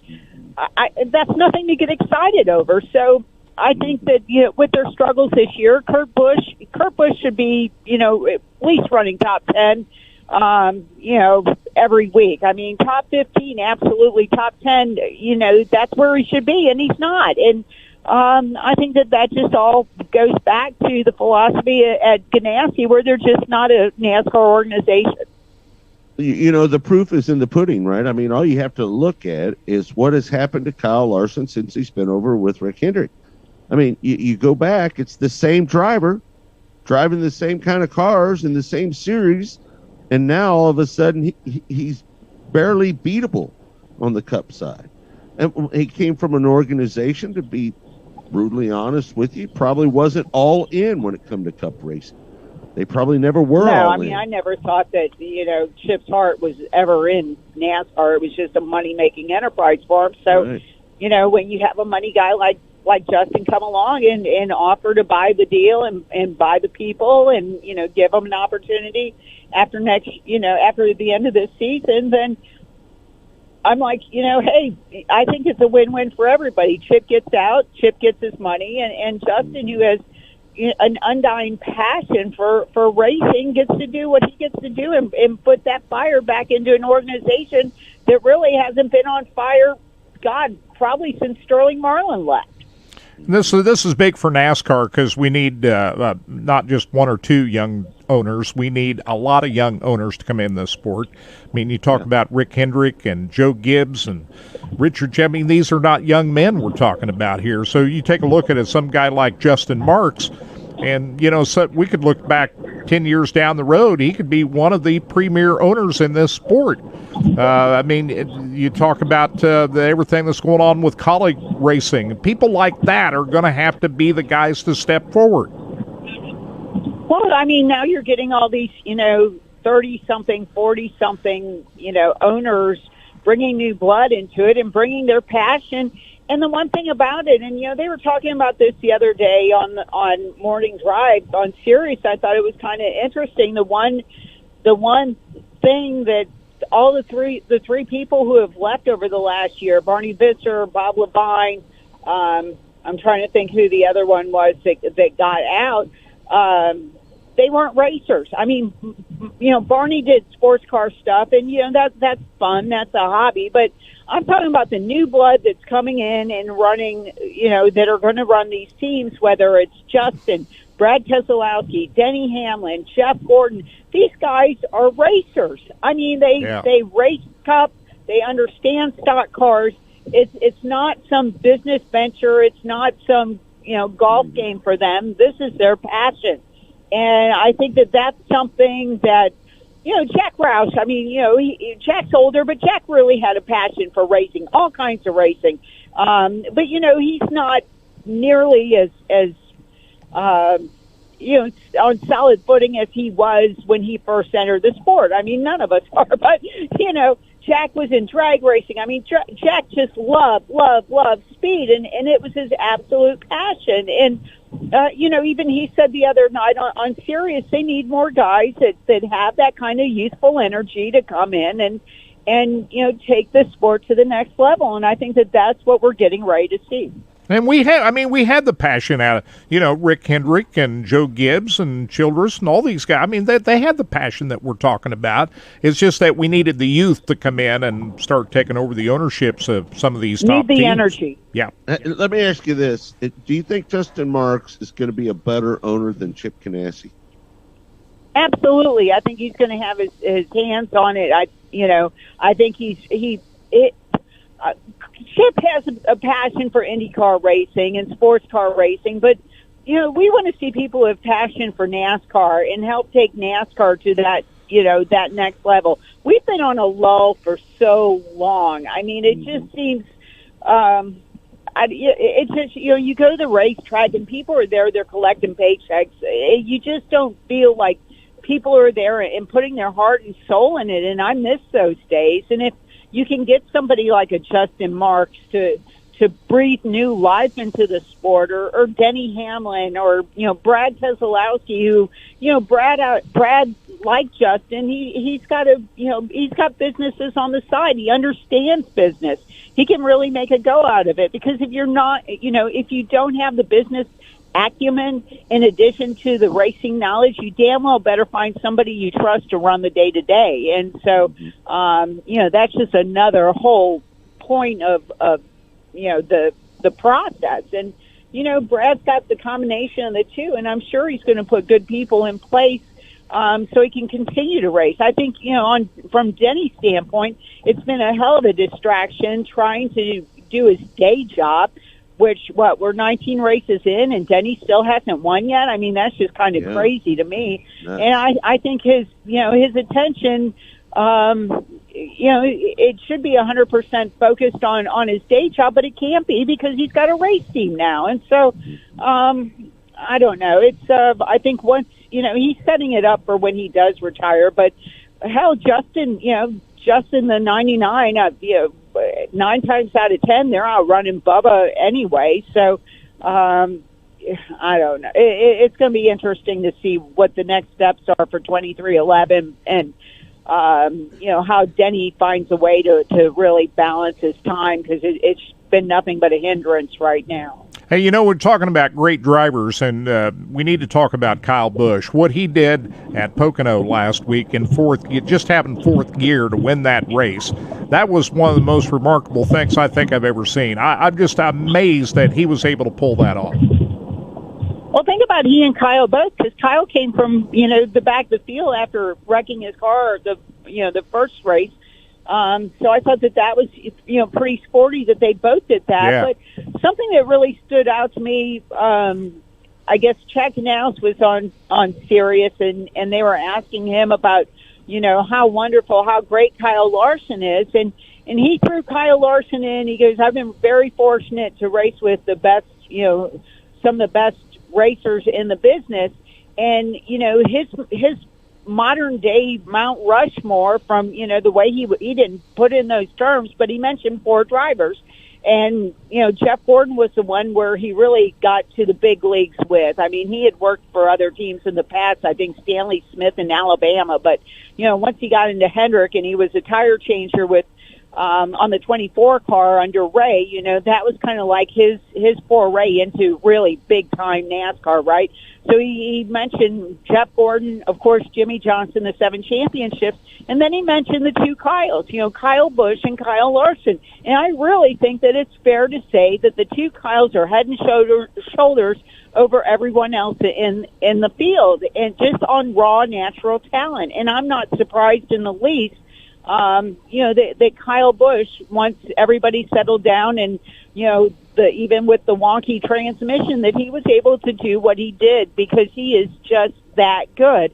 And, Chad Knaus is absolutely right. When you look back over the last 20 years in NASCAR, if you had a Mount Rushmore of talented drivers, those 4 drivers would have to be there. Yeah, no doubt about it. Lee, you've got a nice little write-up on Racing Boys about Christopher Bell, and the title says Christopher Bell hopes to experience pays off at Road America. Is Christopher Bell becoming one of the better road racers? We think about him as, the great things he can do behind the wheel of a dirt car and what he's done. So I think he's done a fantastic job with that car, his first year in that car, and the first year with that team. Do you think Christopher Bell is ahead of schedule, behind schedule? Where would you rank him right now? I think he's still struggling. I mean, and I don't blame Christopher Bell for this, right? The one thing that The only really big mistake that I saw him make this year was at Bristol, because I think we were all hoping for a C-Bell and Young Money battle to break out there. And, you know, Bell made a mistake, and that was the end of all the fun and games for us that day, right? Yeah, it was the end of it. We all turned the channel at that point. Huh? We all turned the channel at that point. Well, I didn't. I was at Bristol, so I was actually, you know, kept watching. But my point is, Bell has had to endure, and the feature that I put up, you know, it talks about his struggles with Levine. You can't blame Bob Levine for that. I mean, you know, Bob's bleeding money because he expected the next gen car to go into production this year, and it didn't because of the pandemic. And he made an economic decision, and I support Bob Levine's decision 100%. I mean, you know, I'm not going to ask anybody to piss away their hard-earned money on something where there's no return. But that whole situation, and you know, I thought Christopher Bell was pretty frank about it. It did him no favors, right? And so first you're dealing with what he had to go through with that. Well, then after going through a whole year in a situation that you knew was going to die, he has to, you know, he goes back and has to start all over again. Now he's got Adam Stevens to start over with, right, who worked with Kyle Busch and has won 2 championships in the, you know, last handful of years. But just the whole starting over. And the kid comes in, and yes, he's got, you know, tons of experience running trucks and running Xfinity, but running at the Cup level is a whole different animal. And without practice, without testing, I mean, you guys remember what it was like. Rookie testing, rookies had what, 10? They had 10 tests back in the day. You know, and then people at 7 tests. I mean, he's got nothing. You know, there is no testing for them. They've got a handful of practices. I mean, he'll get to practice today, what, a 50-minute practice on a 4-mile track? How many runs are you going to get out of that? I mean, it's probably just shaking down your car and, you know, trying to get a baseline established, because the Cup guys haven't ever raced here. And, you know, they've got lots of data to fall back on because Joe Gibbs Racing has an Xfinity team. But, you know, this is going to be I think it's going to be a difficult situation for, you know, most of the Cup guys going in there blind. But, you know, Bell will have the, you know, have the opportunity to pull on what he remembers from running in the Xfinity car. He's going to run the Trans Am race, and then he has practice. So he's probably better suited to attack this race than others, but it's been nothing but a struggle. And when you look at Kyle is the only car over there, Kyle and Martin Truex Jr. to have multiple wins, and Martin really has been off his game of late. Not sure what's going on there. But, you know, they're just trying to struggle to keep their head above water. I mean, they're in the playoffs because he had a really good start to the season, but, you know, this is not a typical Joe Gibbs Racing year. I think, you know, as you guys were saying, Kyle Busch last week really pulled one out, but, you know, if you listen to what Denny has to say, he's racing for 5th behind the Hendrick car. So, you know, for Bell to be where he's at, 16th in the standings, you know, it's probably not too terrible considering everything else that's going on. I see the Cup practice at 11:30. When's that Trans Am race? When are they going to run that? I would have to pull this. I'm on my phone and can't pull up the schedule. I just don't have it off the top of my head. But I got to throw in one other thing. You know, I love the trucks, and it was great to see John Hunter Nemechek outrun his boss Kyle Busch at Pocono. Talk about that, and listen, John Hunter Nemechek, he's got to get a Cup ride before much longer, right? I mean, a good one. Well, you would think, and I really thought that he might be part of the Hendrick group eventually, except for I think, you know, they've got a full house now and they're all, you know, under 30. So I doubt that there's something opening up there. But, you know, I think that, you know, Toyota kind of stepped up, put him in that situation. And So now he's kind of in that family. So whether he runs a year of Xfinity with JGR or what happens, I sincerely doubt he'll be back in trucks another year. But you never know. That there have been plenty of times with this playoff format that the best truck driver doesn't win the championship, which is, I think, egregious. But I don't make the rules. But I think that he has certainly proved that he's capable of just excelling at the truck level. And but I kind of see him. I don't know. I'm looking at what's available. Rides are going to be open next year, and I think the year after. I think if he just either stays put and waits a year. Goes to Xfinity, maybe runs full time with Ty Gibbs and in the JGR Xfinity program, or who's to say whether or not Martin Truex Jr. will come back with this new car? I mean, there might be a lot of veterans who look at the next gen car and say, I just don't want to deal with this. So I think if he stays in the Toyota pipeline, eventually with JGR having, two older drivers, 40-something drivers, something's going to open up there. One will go to Ty Gibbs, and John Hunter Nemechek could, really be in line for a top Toyota ride in the future. Has NASCAR hit on something big here with Road America on 4th of July weekend? The Brickyard didn't work a year ago, and rained too much at Daytona on the 4th of July, unless you have it at 10 o'clock in the morning. So has NASCAR hit on something on the 4th of July going to Road America?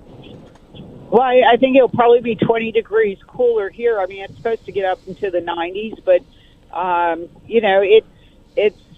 that's kind of, I won't say unseasonably warm, but it's a lot cooler here generally in the summer than it would be at Indy. I think Indy over 4th of July, I mean, I don't have to tell you guys, you live in the Midwest. There's a lot of places I'd like to be on 4th of July, and Indy's probably not one of them. I mean, I grew up in St. Louis in 4th of July, and it was like the worst part of the summer. So, I think if you have,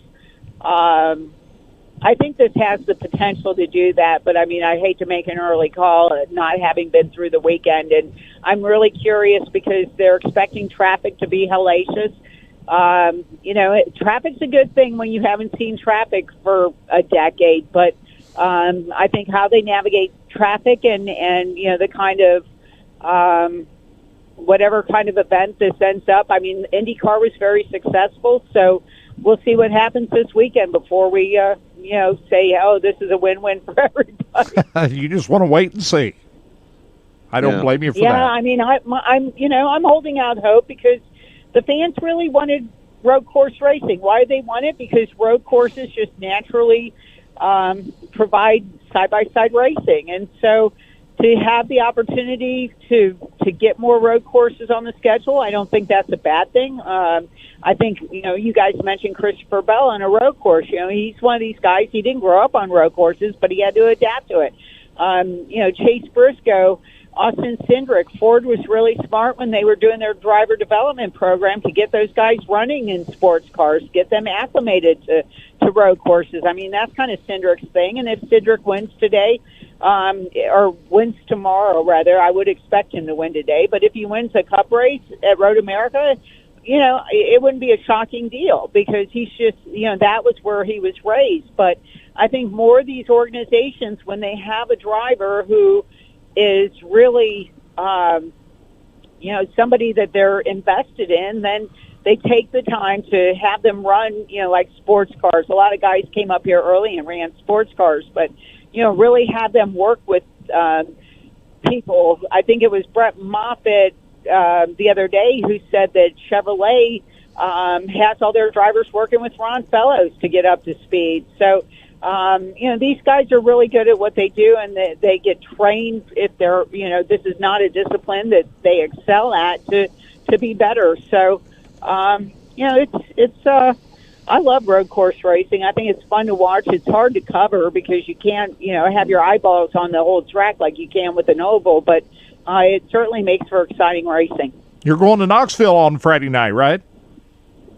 We are. We're going to, after spending a few days up in Wisconsin, we're going to head west and go to Knoxville and watch the truck debut there, and also watch the NASCAR debut of Donnie and Parker Price Miller now. I mean, and that one came out of left field, but I'm glad these guys are getting the opportunity to do that. Brian Brown too, right? Hey, well, listen. I don't think it's a NASCAR debut for him, though, isn't it? Didn't he run something else? I don't know. I don't think he has he? Brian's not run a NASCAR race before, has he? I'm not sure he has.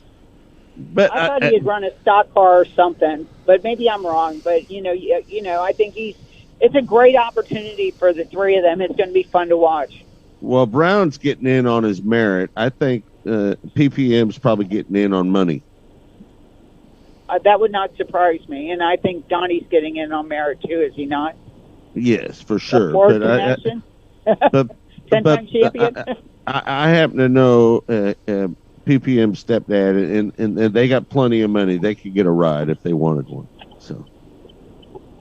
Well, that would not surprise me, but I mean, it's a great opportunity for him. He's so young, and why not? I mean, who I would have liked it. I wish somebody would have put Kofoid in a truck. That would have made my weekend. Right. Well, never say never. I get off the plane early enough that maybe me and Dee could come up there and make it up there for Friday night. Maybe we do that. It won't be Dee. She's going to be out in Montana, right? Oh, no, that's right. She isn't going with me. Be by yourself. Deidre, will your car make it up there and back? I don't know if it would or not. You can take my car. You can take my Equinox. I don't know if it would or not. Old girl's got 150,000 miles. Right. Oh I know. my. Well, you can take my car. So how far away are you staying from the racetrack? You're kind of out in the country, are you not, up there in Wisconsin? Just kind of give us the lay of the land up there. I have a good friend who lives in Milwaukee, and I hadn't seen her in a long time, and she said, "Come stay with me," and so we're staying with her. So we're driving about an hour back and forth every day, which is why we didn't waste our time with practice yesterday. But it's not bad for doing it a couple of times, and then we're going to go up to Kohler and play golf, and then we'll head to Iowa. So Reed's never seen this part of the country, so this is all new to him, and just a different opportunity to see the upper Midwest. I didn't get to watch the SRX race at Knoxville. How'd Brown look in that car? It was not his best outing. I'll just leave it at that. All right. Could that But be I mean, a prelude? it's Could that difficult be a making prelude to what we're going to see when he runs the truck? I think just having the opportunity to be in a heavier car, it's just something that you have to get acclimated to. Mm-hmm. Brian's awful good. He's a thinker. Do they get practice at Knoxville? With the trucks, I would Yeah. think so, but I haven't looked. Yeah. Yeah, I would think so. Yeah. Well, listen, Brown's he's a smart guy. He'll figure it out if you give him enough time out there behind the wheel. Well, the only he's thing, a nice guy, right? the only thing that I see the problem with Brian Brown in these heavy vehicles that he's driving, Brown has a lot of success at getting off into the corner harder than anybody else. And I love this about Brian. So this is no disrespect to Brian, but when you see that right rear coming from Brian Brown, you better frickin' take it serious because it's coming, right? And when you drive these full body cars, that intimidation factor of a guy running it off in there 10 car lengths deeper than anybody else, and that right rear coming at you, that doesn't come into play. So I wonder if that affects the way his approach is in these other cars. That I couldn't tell you. That would have, I'll ask him. I can't wait to see what, these guys have to say next week. It's going to be interesting to see the transition. And I know, they, I find it hard to believe that, Donnie is trying something new at his age, but I think it's really cool that he would actually give it a go. And I think it's going to be. I just hope enough people show up to make it successful. That's what That's really what I want to see. I want to see people come out and support it, so they come back, because who knows? Once you get that going, people are building dirt cars for other things. And as I said all along, I think that Knoxville is a place that is a natural, dirt track like Eldora that could support something other than just trucks. Mm-hmm. Yeah. Well, yeah, for sure. No doubt about that. Yeah, we'll see how it all works out. Who are the favorites to win that? I mean, who are the drivers that you're going to beat, or is it even that hard to predict? Well, the only NASCAR Cup driver I know who's running double duty is Chase Briscoe, and which means that when he's done with that, he's got to go back to he'll have to go back to Atlanta to run Cup. So he's the only person I know from that group that's doing both things. But other than that, you got the 3 dirt drivers, and the entry list will be out next week, so it'll be fun to see. As far as the regulars, I'd really have to look and see. I mean, obviously Crafton's run on dirt, and Ben Rhodes has run on dirt. The guys that have been around longer, Johnny Sauter, hell, he'd take a win anywhere at this point. He's had such a bad season, but I would think the guys that have run these trucks at Eldora are probably going to be the ones that are going to be closest to the front getting started. And the track prep is going to have to be different than what they normally do for the sprint cars. It's going to be they're going to have to really pack it in hard, those heavy trucks on that racetrack. I mean, is that right? I mean, the track's going to have to really be hard. Well, I would think they'd have to try to find something that was more like the composition of what they did at Bristol, but you don't want to change it so much. And I mean, I am not a dirt aficionado when it comes to track prep, so you would have to ask somebody who that's really their forte, because it's I don't know. I think it's going to be. I'll have to dive into that one this week. Yeah, it's going to be interesting. I'll bet it's going to be a good race. I'll bet, Knoxville would lend itself better for these trucks than maybe even Eldora would, in my opinion, because just the configuration of the racetrack. Oh, yeah, the shape of it makes it ideal for it. Well, I think they need to tighten that track up real tight with the sheep's foot, pack it down really, really tight, make it almost a pavement track. That way, if it does rubber up, it's going to be more like pavement racing to those guys. That could happen. Maybe not. Those guys up there at Knoxville are the very best at prepping a racetrack. They know that dirt as well as anybody. So I would say there's a very good chance that there'll be a top and a bottom and slick in the middle. And if we can get that, that's all we can ask for. A top and a bottom and slick in the middle where some guys can slide through the slick. And as you know, when you work the bottom at Knoxville, it throws a little bit up in the middle as you exit the corner. And as that happens, that gives some guys a couple other different lines they can run. So, and just think of the track prep, the turnaround after the truck race, getting ready to go for those non-wing sprint cars on Saturday night.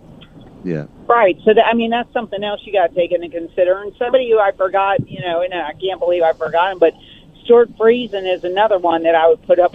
Yeah. But hey, wouldn't it be at the good top for of that list, right? Wouldn't it be good for dirt track?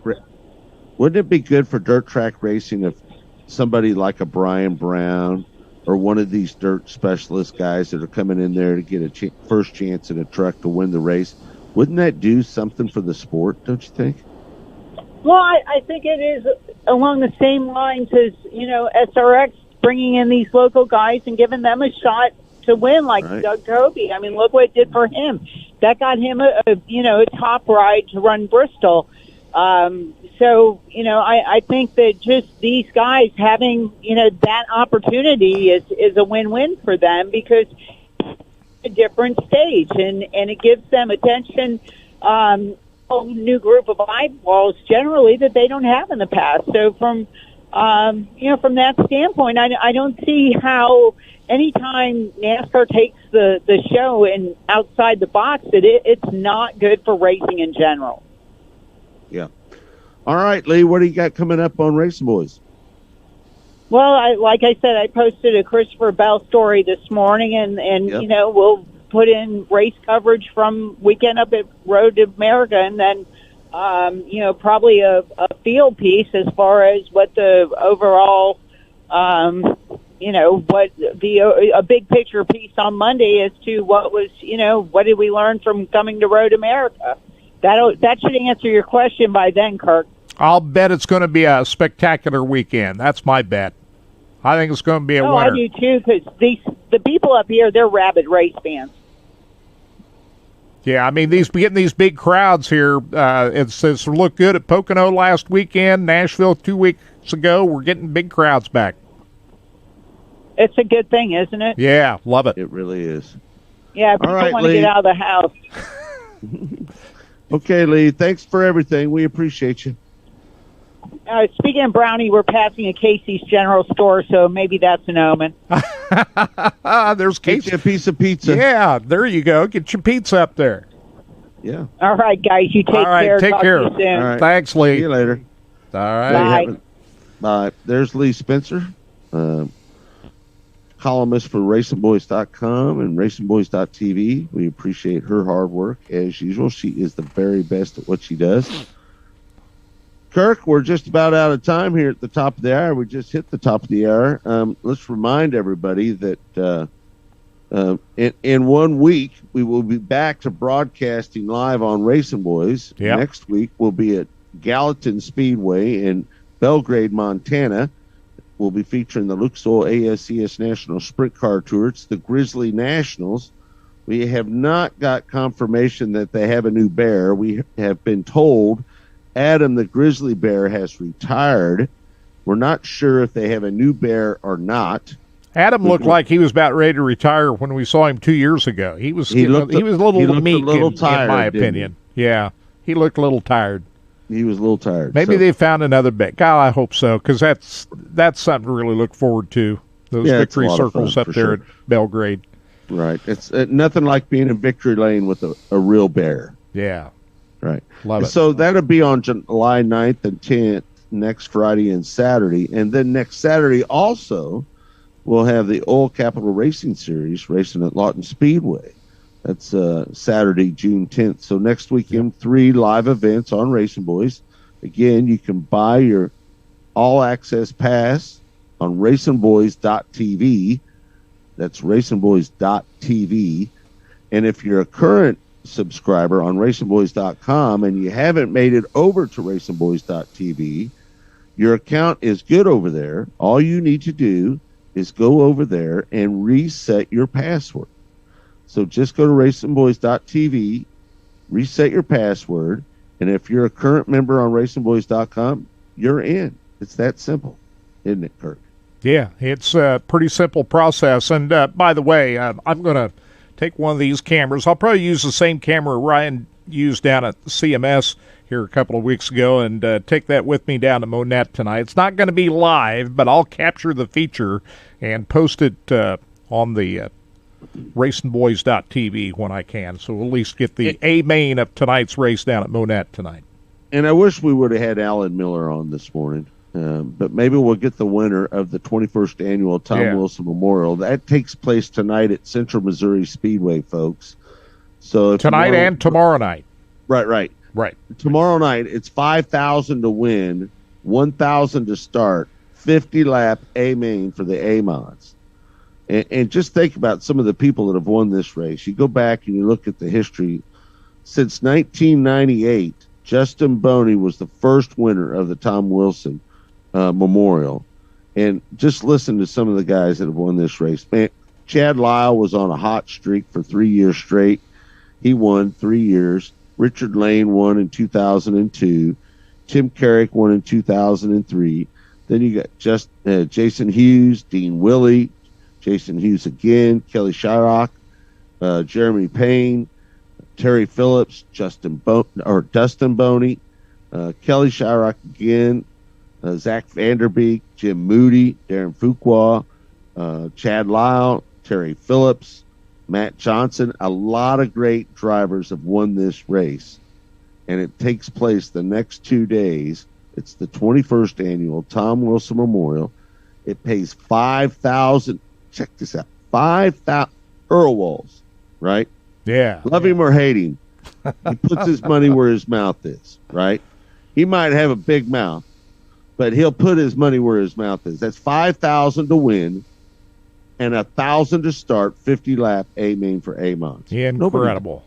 That's a great purse. I'm going to be down there tomorrow night. Check it out. See who wins. I'm looking at the winners this week. Gunnar Martin has won 4 features down there. Dennis Elliott's won 2 races down there. We'll see if Tim Carrick, he's been running better here of late. Kevin Blackburn, those are just some of the regular drivers that should be the favorites to win this weekend down at CMS. So should be fun. There's a big event at Lake Ozark Speedway this weekend featuring the POWRi Race Saber sprint cars, the 305 sprints, and the Midwest Lightning sprints in action tonight at the Lake Ozark Speedway. No racing at Sweet Springs this weekend, but next weekend's a big weekend. They'll have their weekly show on Saturday night, July 10th, and Sunday night, July 11th, is the John Hink Championship featuring the USAC National Midgets on Sunday night. That's a week from tomorrow at Sweet Springs, Sunday night, July 11th. That's going to be a big night. Mm-hmm. Yep, that's going to be a big deal, and I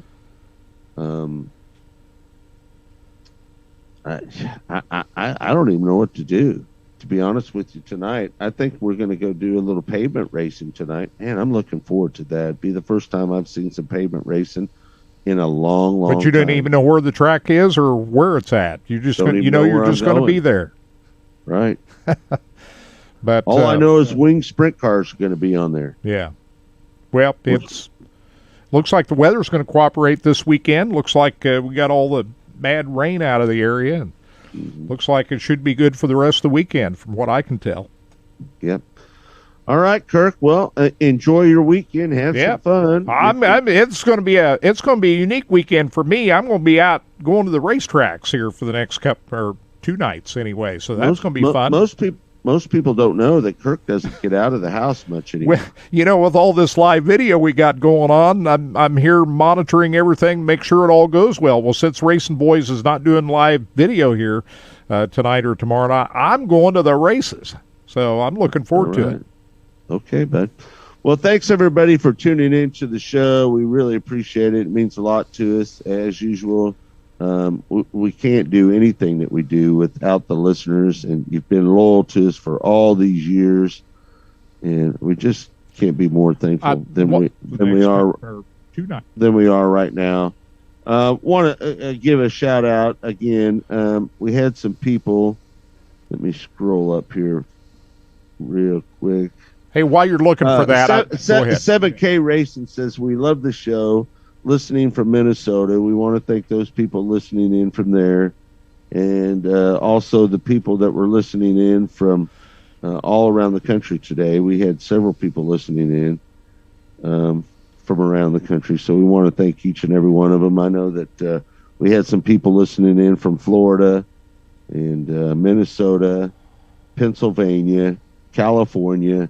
So thanks everybody for tuning into the show. Wisconsin Dells. We want to thank everybody for tuning in. Hey, I just because listen, we talk about a lot of different things on here.